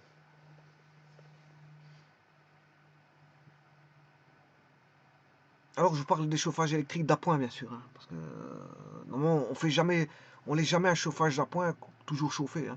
Chauffage d'appoint, c'est pour rester 20 minutes à chauffer. Puis après, bon, quand c'est chaud, en attendant, on met d'autres chauffages, chauffage central ou chauffage au bois ou chauffage au charbon ou chauffage voilà, au gaz, au mazout, peu importe. Mais chauffage d'appoint électrique, on ne laisse jamais comme ça parce que ça peut être dangereux. C'est un chauffage d'appoint. Vous chauffez un tout petit peu et puis après, vous les fermez. De toute façon, ça consomme beaucoup. Hein. Vous allez avoir des consommations terribles de courant. Si vous laissez toute la journée comme ça vous peut avoir un incendie. Hein. Et vous tombez souvent en panne en plus. Si vous les laissez toujours allumés, ils vont tomber en panne assez souvent.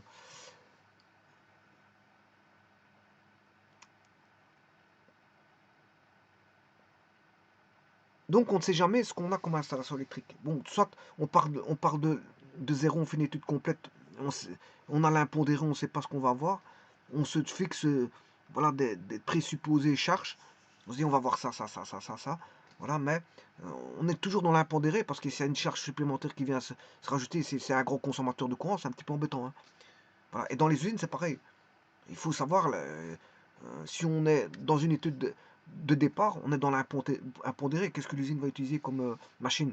Mais, il va vous dire qu'il va utiliser ça, ça, ça, ça, ça, ça, ça comme machine. Mais le problème, c'est le jour où il ramène encore, il fait un investissement supplémentaire, il ramène des machines, ben, il faudra penser l'installation autrement. Hein. Ramener une nouvelle cabine haute tension, je sais pas moi. Faut tout, voilà, il faudra rechanger certaines choses. Si on prend une nouvelle cabine haute tension, il n'y a plus de problème. Hein. Là, vous résolvez le problème, vous faites tout à part par rapport à une nouvelle cabine haute tension. Moyenne tension, voilà, cabine moyenne tension.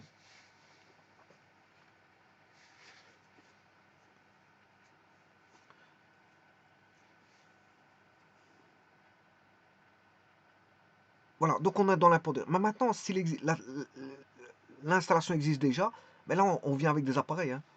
On vient avec des appareils, on va mesurer, on fait fonctionner les appareils, un maximum d'appareils, on met le cosinus phi, on mesure le cosinus phi, là on sait bien, on aura déjà en globalité ce qu'on peut mesurer, voilà, on aura déjà, les appareils nous donneront, voilà, des données. Parce qu'il y a soit on a des données, soit on n'en a pas. Si on n'a pas de données, on est dans l'impondéré, c'est-à-dire il faut réfléchir quelles seront les charges futures qu'on aura, où le client nous dira, ben, on aura déjà ça, ça, ça, ça, et puis le restant, on ne sait pas plus. Voilà, on sera dans un impondéré. Donc c'est pour ça que, qu'est-ce que c'est que dimensionner correctement? C'est ça, c'est difficile. C'est difficile de dimensionner. Le tout, c'est d'avoir un bon, comment est-ce qu'on appelle ça? Un bon... c'est de ne pas sous-dimensionner, ni de ne pas surdimensionner, mais de rester, on va dire, rester dans une gamme de tolérance qui est acceptable. Maintenant, s'il y a des corrections à faire, on peut faire des corrections aussi, hein, par après.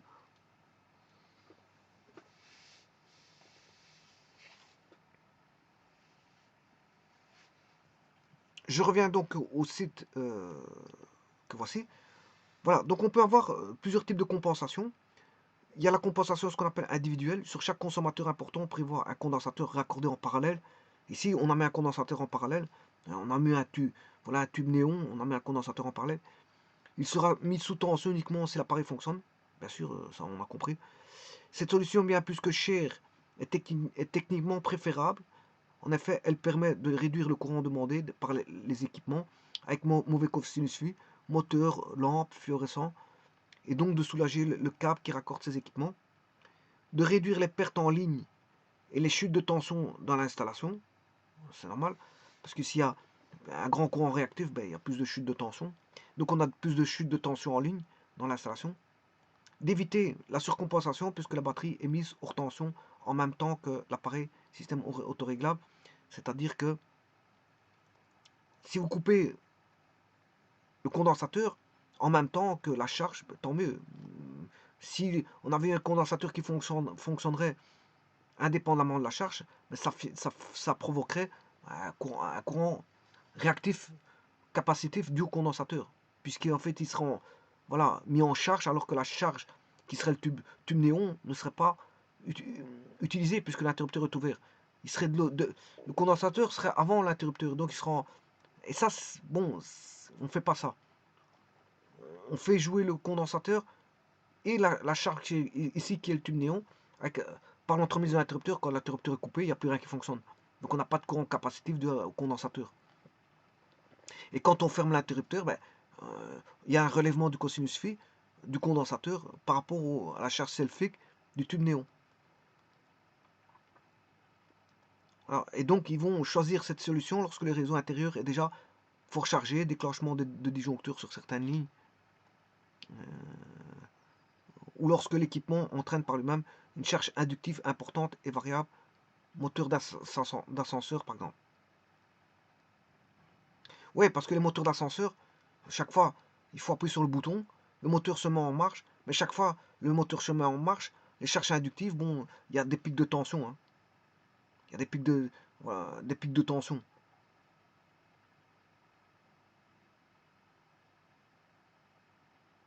Donc, les pics de tension, c'est variable. Hein.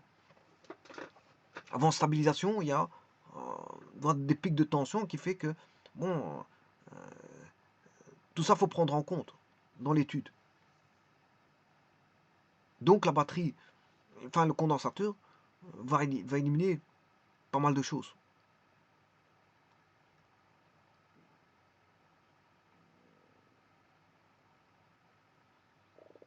Donc en fait ici le moteur d'ascenseur, ben, c'est une self.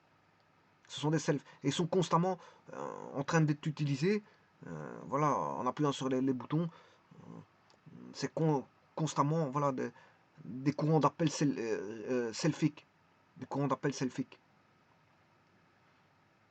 Et donc là, dans les moteurs d'ascenseur, on pensera mettre des charges capacitives pour relever voilà, cosinus phi. Mais de manière simple. De manière simple. Il y a la manière simpliste, c'est la manière compensation individuelle. Comme ceci.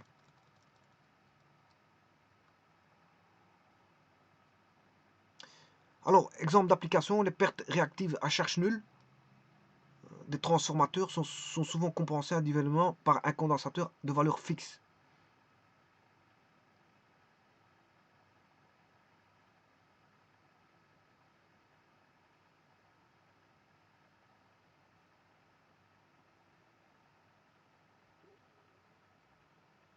C'est-à-dire charge nulle, déjà à vide on compense le transformateur par un condensateur de valeur donnée, qui est voilà, valeur donnée fixe, elle est fixe. Voilà. Bon, ça qui veut dire que chaque fois que vous allez vendre un tel type de transformateur, ben, ça va être toujours le même condensateur qui va aller avec. Voilà. Vous vendez le transformateur, vous vendez le condensateur qui va avec. C'est clair et net. Alors, les lumineurs à tubes fluorescents peuvent être équipés d'usines d'un condensateur pour compenser l'effectif inductif du ballast électromécanique. Pour avoir, voilà, Ça, c'est quand on a beaucoup de tubes, hein, c'est pas quand on a qu'un seul. Quand on a qu'un seul, bon, c'est comme ceci. Maintenant, si on a plusieurs, ben, on essaie de compenser tout en une fois. Par plusieurs. Quand on a plusieurs condensateurs, c'est des batteries de condensateurs. Bon. Alors ici, justement, je viens sur une compensation centralisée. Voilà une compensation centralisée qu'on peut avoir dans un, comment on appelle ça? Un coffret. Voilà, on peut avoir un coffret avec une compensation par bande condensateur, on va dire centralisée. Bien sûr, c'est suite à une étude qu'on met ça, on met pas ça comme ça là, au pif. Hein. On vient pas taper un, voilà, un coffret au pif. Hein. On se dit pas bon aujourd'hui, bon, je vais acheter des batteries de condensateur, je vais les taper, je vais remettre. Voilà, ça se fait pas comme ça, c'est par rapport à une étude, voilà, est-ce que vous avez beaucoup de courant réactif? Si oui, ben, voilà, s'il faut compenser au niveau centralisé, voilà, ben, vous utilisez ceci. Voilà, vue d'une batterie automatique de condensateur. En plus, c'est automatisé. C'est automatisé et vont se mettre en marche automatiquement.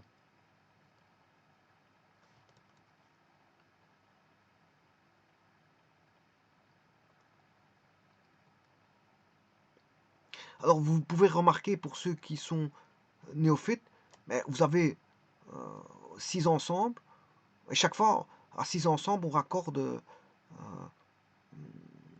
6 éléments qui sont probablement des contacteurs, hein, probablement. Voilà, chaque fois, il y a des éléments de 6, 6, 6. 6, 6, 6, c'est normal parce que c'est 6 fois le même circuit. Hein. C'est 6 fois le même circuit. Donc, n'allez pas croire que... ici, en fait, si je prends... il y a trois éléments différents, mais il y a... je dirais... oui, trois éléments différents. Mais comme tout est démultiplié par 2, par 6, eh ben on aura 24 éléments. Voilà. 18. Je m'excuse, 6 fois 3, ça fait 18. On aura 18 éléments.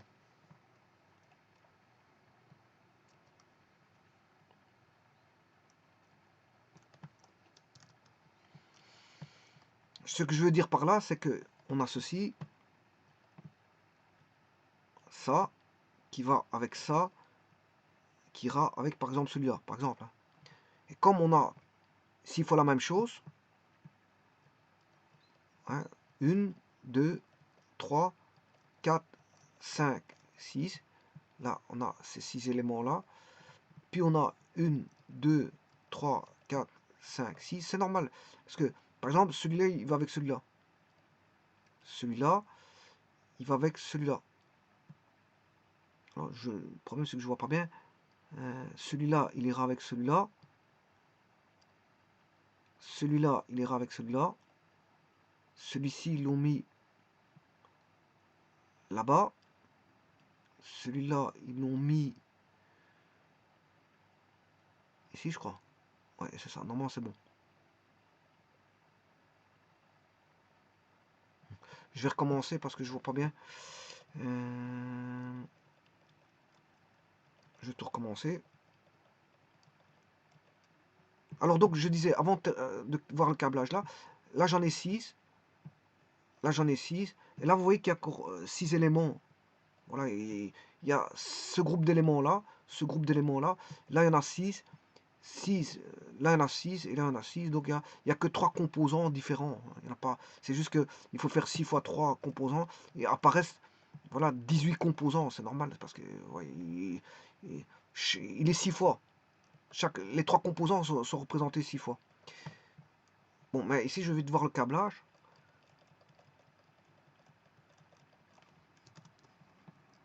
Alors pour ça, je vais le redimensionner. Je vais mettre en 130. Alors, celui-là, il vient... Je m'étais trompé. Celui-là, je crois qu'il vient ici.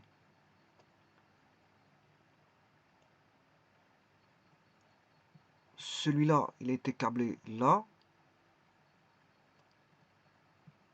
celui-là, il a été câblé là. Donc, ce qui veut dire, si j'ai bien compris, les 3 du dessus ont été câblés à gauche. J'ai été mis à gauche. C'est pas bon, c'est la facilité du câbleur qui a fait ça. On peut avoir toute une schématique, chacun a son schéma, mais le câbleur a bien câblé ici. Parce que les 3 du dessus, il les a câblés avec la gauche. Bon. Ensuite, celui-là, il l'a mis là. Le deuxième, il l'a mis là. Et le troisième, il l'a mis là. Ça, c'est la connectique de câblage. Comment il a fait. Bon, et puis, à partir de là, il est reparti sur un blanc, là. Le deuxième, sur le deuxième blanc. Et le troisième, sur le troisième blanc.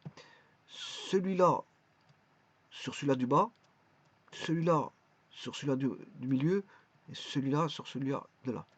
C'est un beau petit câblage. Il a bien câblé, donc c'est câblé, on va dire de manière professionnelle. De manière professionnelle, parce que son câblage est propre. Son câblage est propre. Il a bien organisé son câblage de telle manière à mettre bon, les condensateurs au-dessus, 6 condensateurs. Ensuite, je présume que ce sont des... je ne vais pas trop m'avancer là-dessus. Bon, mais disons que les éléments du milieu, là, je vais pas m'avancer, je peux pas en dire plus parce que c'est vrai que bon, si je raconte une bêtise, je préfère pas.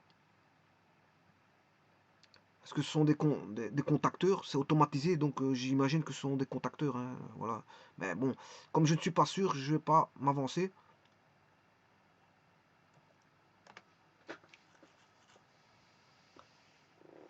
Voilà.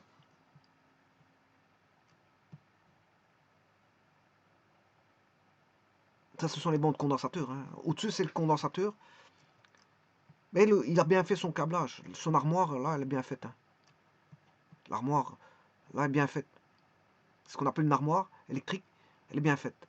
Bon, on a des grillages derrière, hein, avec pare-visserie pour maintenir tous les éléments, hein. Ce sont des grillages qu'il y a derrière.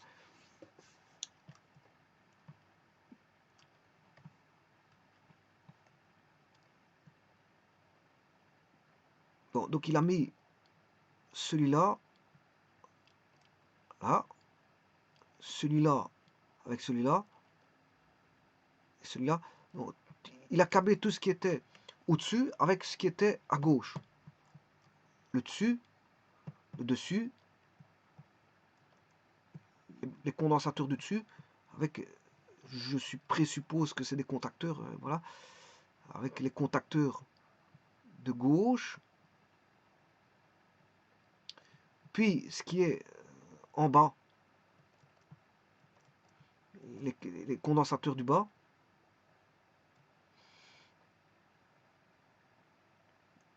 Avec la droite. C'est une belle architecture, hein, dessus avec la gauche.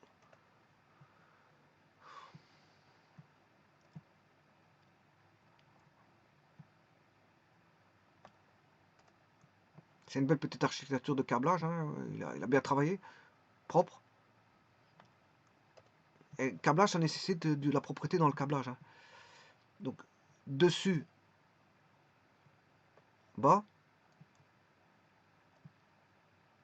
gauche, bas, droite. Et puis, comme les éléments sont tout petits en bas, là, il l'a mis en ligne, hein. Il les a mis en ligne. Là, il n'avait pas le choix que de mettre bon, en ligne, en tabulaire, ligne colonne. Hein. Par contre, ici, il les a mis. Est-ce que ce sont des sectionneurs ou pas? Je n'en sais pas plus. Donc là, je ne vais pas m'avancer. Ou des éléments de protection, hein, c'est peut-être des éléments. Je ne sais pas, j'en sais pas plus. Voilà, on va dire que j'en sais pas plus. Bon, donc ceci, là, ces éléments blancs, mais il les a mis, comme ils prenaient très peu de place, au niveau de, comment on appelle ça, de...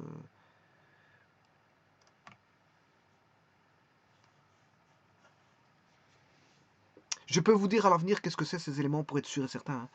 Mais ici, je peux pas m'avancer parce que je raconte une bêtise, bon. Voilà, mais je pourrais vous avancer plus tard, faire une vidéo avec cette armoire-là. ceci, donc, je disais, ça prend, voilà, au niveau de la place, de l'emplacement, c'est peu encombrant. Donc, il l'a mis à gauche, enfin, à droite.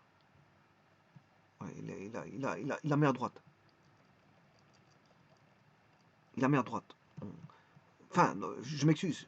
Ça, c'est pour ceux de la droite. Pour la droite. Donc ici, on avait dans une matrice, si vous voulez, au niveau condensateur. 6, il a mis 3 fois 2, 3 lignes, 2 colonnes. 3 lignes, 2 colonnes. Là, il a mis une ligne, 3 colonnes. La gauche, il a mis une ligne, 3 colonnes. Par contre, en dessous, il a mis des éléments. 1, 2, 3. Il a mis tout en colonne. Ce qui provenait des 3 de gauche, on a mis, il est en une ligne. Et là, il a mis 3 lignes, une colonne. Voilà, 3 lignes, une colonne. 3 lignes, une colonne. Et l'autre côté, 3 lignes, une colonne. Voilà, donc il a organisé sous forme matricielle, si vous voulez, son tableau. Son armoire. Son armoire est organisée de manière matricielle et il a câblé suivant, voilà, on va dire une architecture matricielle. L'architecture matricielle, et de façon à avoir tout qui est propre. C'est très organisé. C'est organisé de façon matricielle et câblé de manière propre. Le fait de ramener un câblage matriciel ramène, enfin, de disposer les éléments de façon matricielle ramène un câblage propre. Voilà.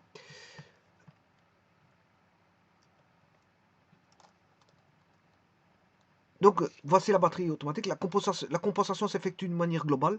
Les batteries de condensateurs sont raccordées en amont de l'installation du côté basse tension. Oui, donc ils sont du côté basse tension, mais en amont. En amont. C'est avant. Ils sont avant. Elles peuvent être pourvues d'un système de gestion des condensateurs en cascade en fonction de la consommation d'énergie réactive mesurée. Le régulateur enclenche ou déclenche automatiquement les condensateurs de manière à maintenir le continu dans la plage solitaire. Vous voyez, je ne veux pas dire que c'est voilà. C'est, je vous ai dit tout à l'heure, c'est un contacteur, mais c'est un contacteur automatique. Voilà, c'est une installation automatisée. C'est un contacteur automatique, hein. C'est-à-dire, vous voyez que elles peuvent être pourvues d'un système de gestion des condensateurs en cascade en fonction de la consommation d'énergie réactive mesurée. Le régulateur enclenche ou déclenche automatiquement. Il y a un régulateur là-dessus. Donc il régule, hein. Ça veut dire que s'il trouve qu'il n'y a pas assez, ben, il va ouvrir les vannes. Voilà, ouvrir les vannes, c'est-à-dire enclencher le contacteur pour envoyer voilà, l'énergie capacitive, donc le courant capacitif. Mais si maintenant, le fait qu'il voit qu'il y a suffisamment,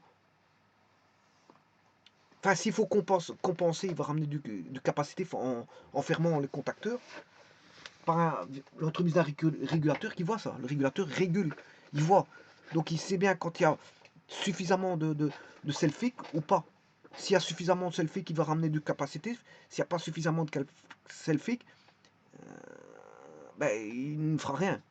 Donc lui, il voit, le régulateur voit, c'est son but. Il voit et il envoie une commande pour réguler, de régulation.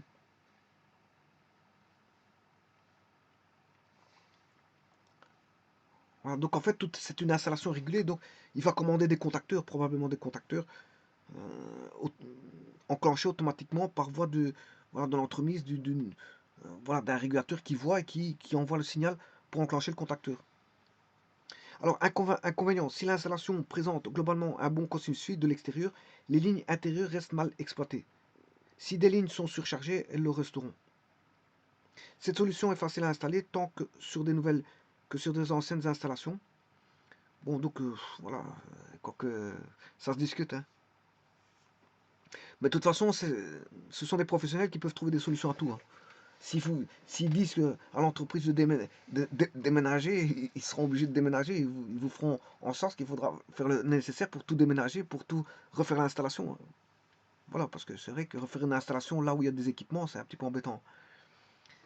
Il est également fréquent de combiner la présence d'une batterie fixe et d'une batterie à enclenchement automatique. Voilà, on peut avoir les deux. Hein, voilà. La batterie fixe est déterminée de façon à ce qu'elle ne provoque aucune surcompensation, même pendant les périodes de faible consommation. Voilà. Donc la batterie fixe, elle est conçue de manière à ce qu'il n'y ait, comme ils disent là, hein, c'est exactement ça, je relis, aucune surcompensation. Voilà, la batterie fixe on va dire, est adaptée. Alors maintenant, pour voir ce qu'on appelle des compensations par groupe, c'est une solution intermédiaire aux deux précédentes. Dans ce cas, la compensation s'effectue à un niveau intermédiaire, par exemple au niveau des tableaux divisionnaires, et concerne les utilisateurs alimentés en aval des tableaux.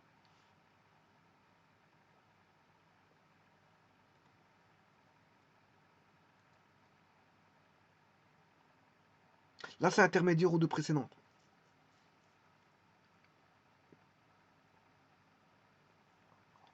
Ça veut dire que là, qu'est-ce que c'est? C'est une compensation individuelle ou globale, elle est aval. C'est au niveau de la charge. Celle-ci, compensation centralisée, elle est amont. Par contre, ici, on a une compensation intermédiaire, solution intermédiaire aux deux précédentes. Dans ce cas, la compensation s'effectue à un niveau intermédiaire. Par exemple, au niveau des tableaux divisionnaires. Donc là, c'est au niveau des tableaux. Hein. Là, on a les disjoncteurs.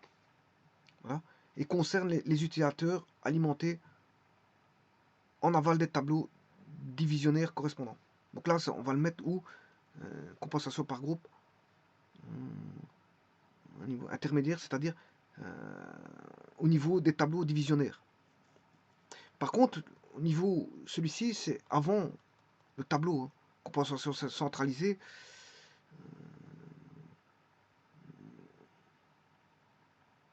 Elles sont en amont de l'installation, du côté basse tension. Côté basse tension. Elles sont en amont, avant le coffret divisionnaire. Et le côté basse tension, voilà. Et puis il y a le coffret divisionnaire par après. Donc celui-ci, il est dans le coffret divisionnaire, celui de compensation par groupe. Voilà. Quelle compensation dans le cadre d'une nouvelle construction? Le risque est grand que le bureau d'études surdimensionne. Voilà, ils vous le disent là. Le bureau, parce que c'est une nouvelle installation, on ne sait pas encore quoi. Hein, voilà.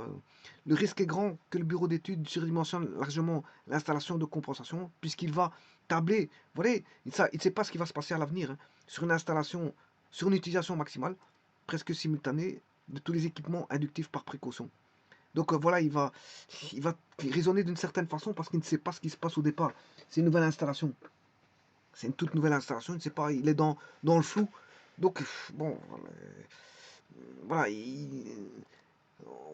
face au flou, on essaie de réagir à des réactions. On essaie d'avoir des réactions, hein, on essaie d'avoir des données, voilà, les statistiques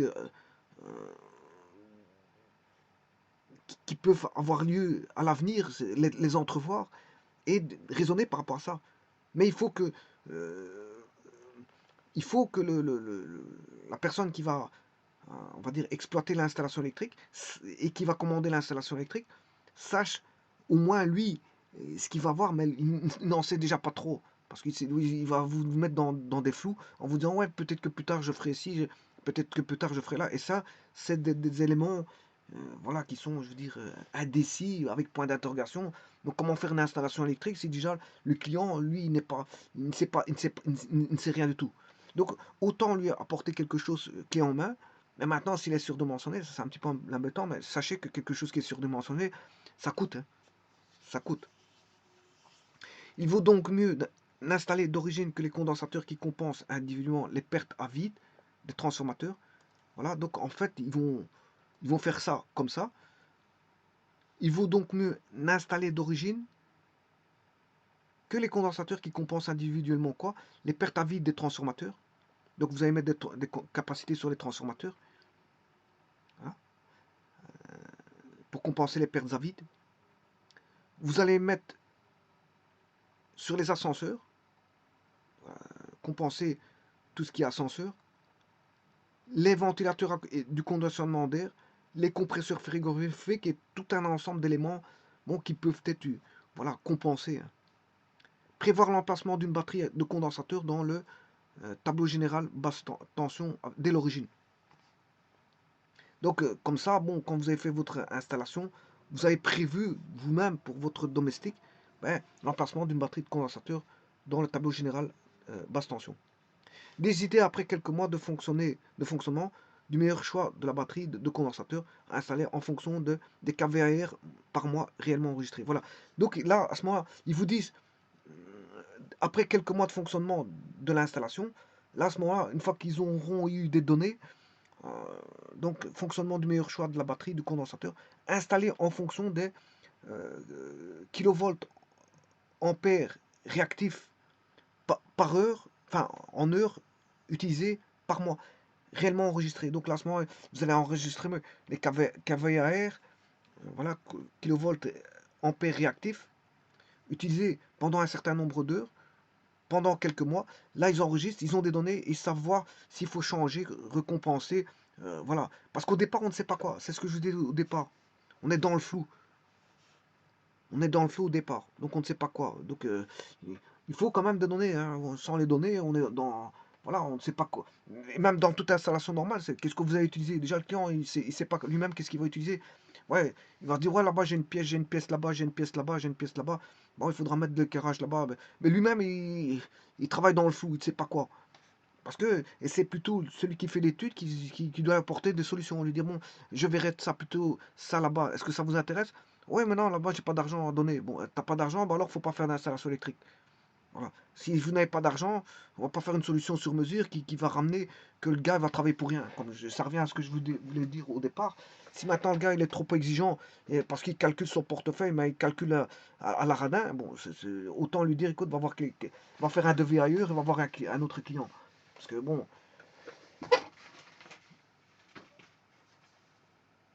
parce qu'il y a des spécialistes hein, qui vous font travailler pour rien. Et bon, ça, et ces gens-là, bon, ils-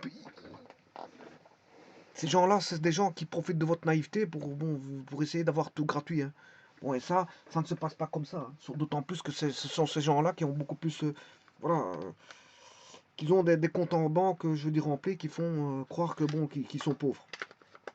Voilà, donc ils ne se sont pas capables de sortir des gens. Et en fait, en faisant ça, ils dévalorisent les gens parce qu'ils les humilient. Parce que le gars, il va travailler pour rien. Hein, il va faire travailler quelqu'un pour rien. euh, et toute la responsabilité porte sur lui. Autant il a travaillé pour rien, autant s'il y a quelque chose, il va l'accuser. Il va il va vite faire de l'accuser. Donc l'accuser que de la malfaçon. Alors que bon, lui a donné très peu de voilà de monnaie. Donc voilà, donc c'est pour ça que dès le moment où quelqu'un cherche à profiter, bon, vous lui dites, écoute, allez faire un devis ailleurs et puis vous verrez la différence. Vous verrez la différence. Voilà. Alors, les précautions à prendre et auto-excitation, il faut éviter lors de la compensation de moteur les risques d'auto-excitation pour provoquer des surtensions. Alors, le choix de la batterie doit être fait en tenant compte des caractéristiques du matériel à compenser, comme fer fabricant. La batterie de condensateur doit avoir une puissance inférieure à la puissance nécessaire à l'auto-excitation du moteur. À défaut, il doit être prévu dans l'appareillage de commande des condensateurs. Une coupure évitant cette auto-excitation. Ça, c'est pour les auto-excitations. Et il parle aussi des précautions à prendre au niveau des harmoniques. Lors du placement d'une batterie de condensateur, il faut effectuer une vérification de la présence d'harmoniques. Dans l'installation, celles-ci peuvent endommager les batteries de condensateur et provoquer des surtensions dangereuses pour l'installation. Elles peuvent être à l'origine du claquage des condensateurs. Les harmoniques sont présentes dans les systèmes utilisant des redresseurs. On retrouve dans les systèmes d'alimentation des salles informatiques, par exemple. Puissance des pas de régulation. En fonction de la mesure du cosinus phi ou tangente phi, on enclenche ou déclenche des éléments condensateurs dont la puissance en kVAR doit permettre de suivre au plus près l'évolution du cosinus phi souhaité.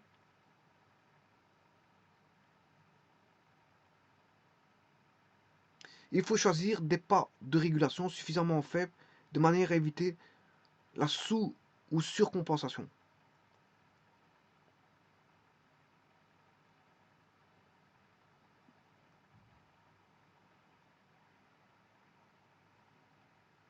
Donc ça veut dire qu'on a, si les pas, quand on vous dit les pas, c'est, on enclenche par pas.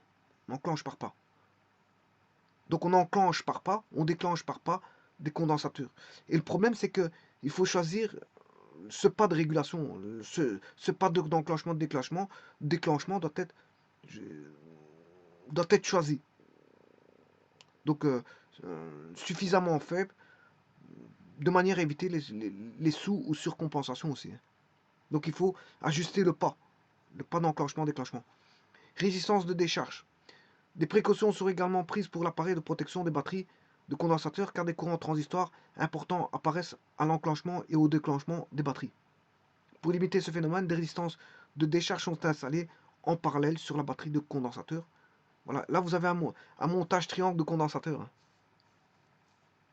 Vous avez un montage triangle. Et ils ont mis des résistances là, les résistances de décharge. Bien sûr, on a l'interrupteur sectionneur là-bas. En dessous, on a des fusibles. Et puis on a les résistances de décharge qui sont voilà, mises en parallèle sur un des condensateurs. Parce que le troisième, il est monté en triangle. Et bien sûr, il y a une mise à la terre. Hein, il y a une mise à la terre de tout ça. Le prédimensionnement des condensateurs, afin de déterminer l'importance des condensateurs à mettre en place dans une installation, pour comprendre quand... Je m'excuse. De toute façon, j'arrive à la fin. Le prédimensionnement des condensateurs, afin de prédéterminer l'importance des condensateurs à mettre en place dans une installation pour compenser la consommation réactive, vous pouvez vous référer au chapitre consacré à cette thématique. Après recherche du coût dans un catalogue, il sera dès lors possible de déterminer le temps de retour de l'investissement, généralement compris entre 6 mois et 1 an. Donc là, vous avez un retour d'investissement qui est calculable, chiffrable, qui vous dit que bon, si elle vous a permis de gagner, je veux dire, voilà, permis de gagner, je veux dire, au niveau portefeuille, si l'installation a été au bout de quelques mois, on peut avoir des données qui vous disent que l'installation a été bénéfique ou pas pour le client. C'est ça que ça veut dire. Donc les précautions à prendre, c'est au niveau des auto-excitations, des moteurs. Hein. Parce que les auto-excitations peuvent provoquent des surtensions. Voilà. Et donc éviter justement lors de la compensation de moteur les risques justement de surtension dus à ces auto-excitations là.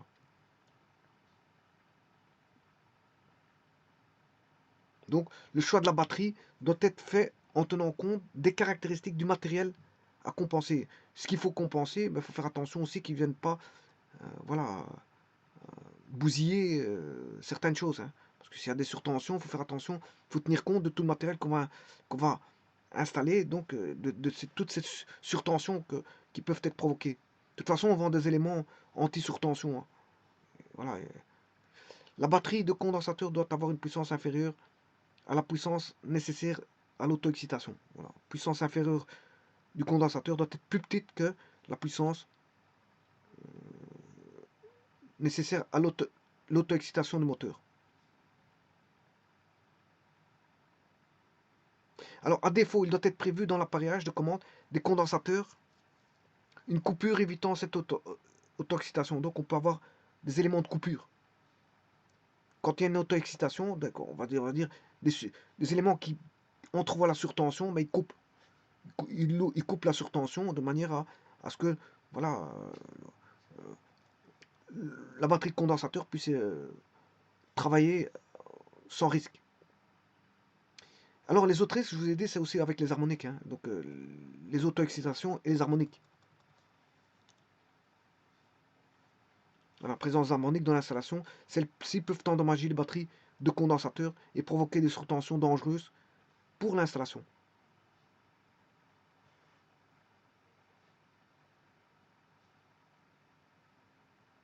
Donc les harmoniques peuvent claquer, si vous voulez, les condensateurs.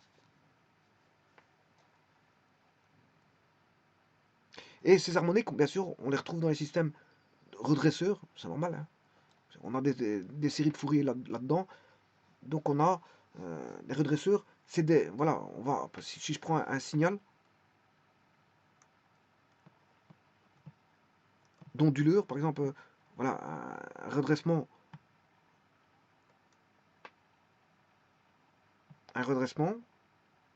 comme ceci. Alors il y a le redressement simple alternance, et il y a le redressement double alternance. Et de toute façon, les deux, c'est des signaux périodiques, et on sait mettre sous forme de série de Fourier. Et les séries de Fourier impliquent directement des harmoniques. On a des harmoniques. Donc les redresseurs, s'il y a un circuit à redresseur, il y aura des harmoniques. Il y aura des harmoniques. Et justement, ces harmoniques qui disent que c'est pas bon pour les batteries de condensateurs. Les harmoniques sont présentes dans les systèmes utilisant des redresseurs. On en retrouve dans les systèmes d'alimentation des salles informatiques, par exemple. Voilà. Quand on a des gros redresseurs, bon, dans les systèmes de salles informatiques, on a des gros redresseurs.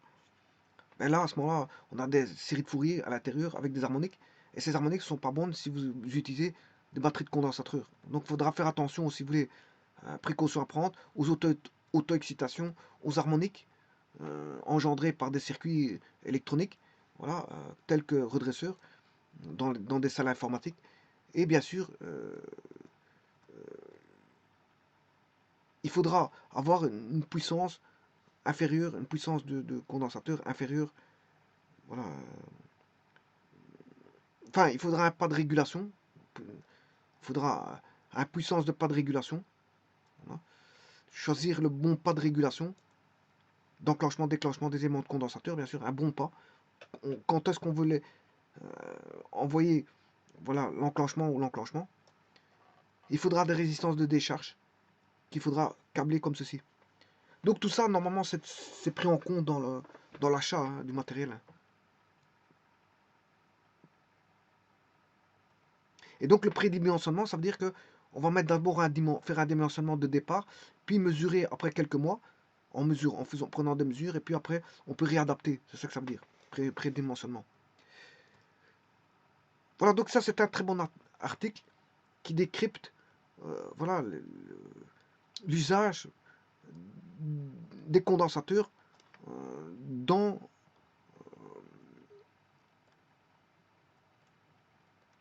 la compensation. Les condensateurs peuvent être utilisés dans la compensation d'énergie réactive, si vous voulez. Et ça, c'est le but.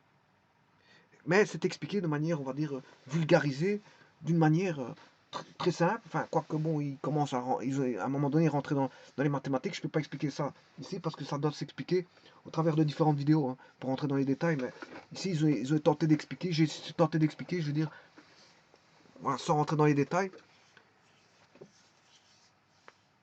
Mais tout ça, je peux vous l'expliquer, je veux dire, en détail. Hein, c'est pas un problème à l'avenir. Voilà. Je vous remercie.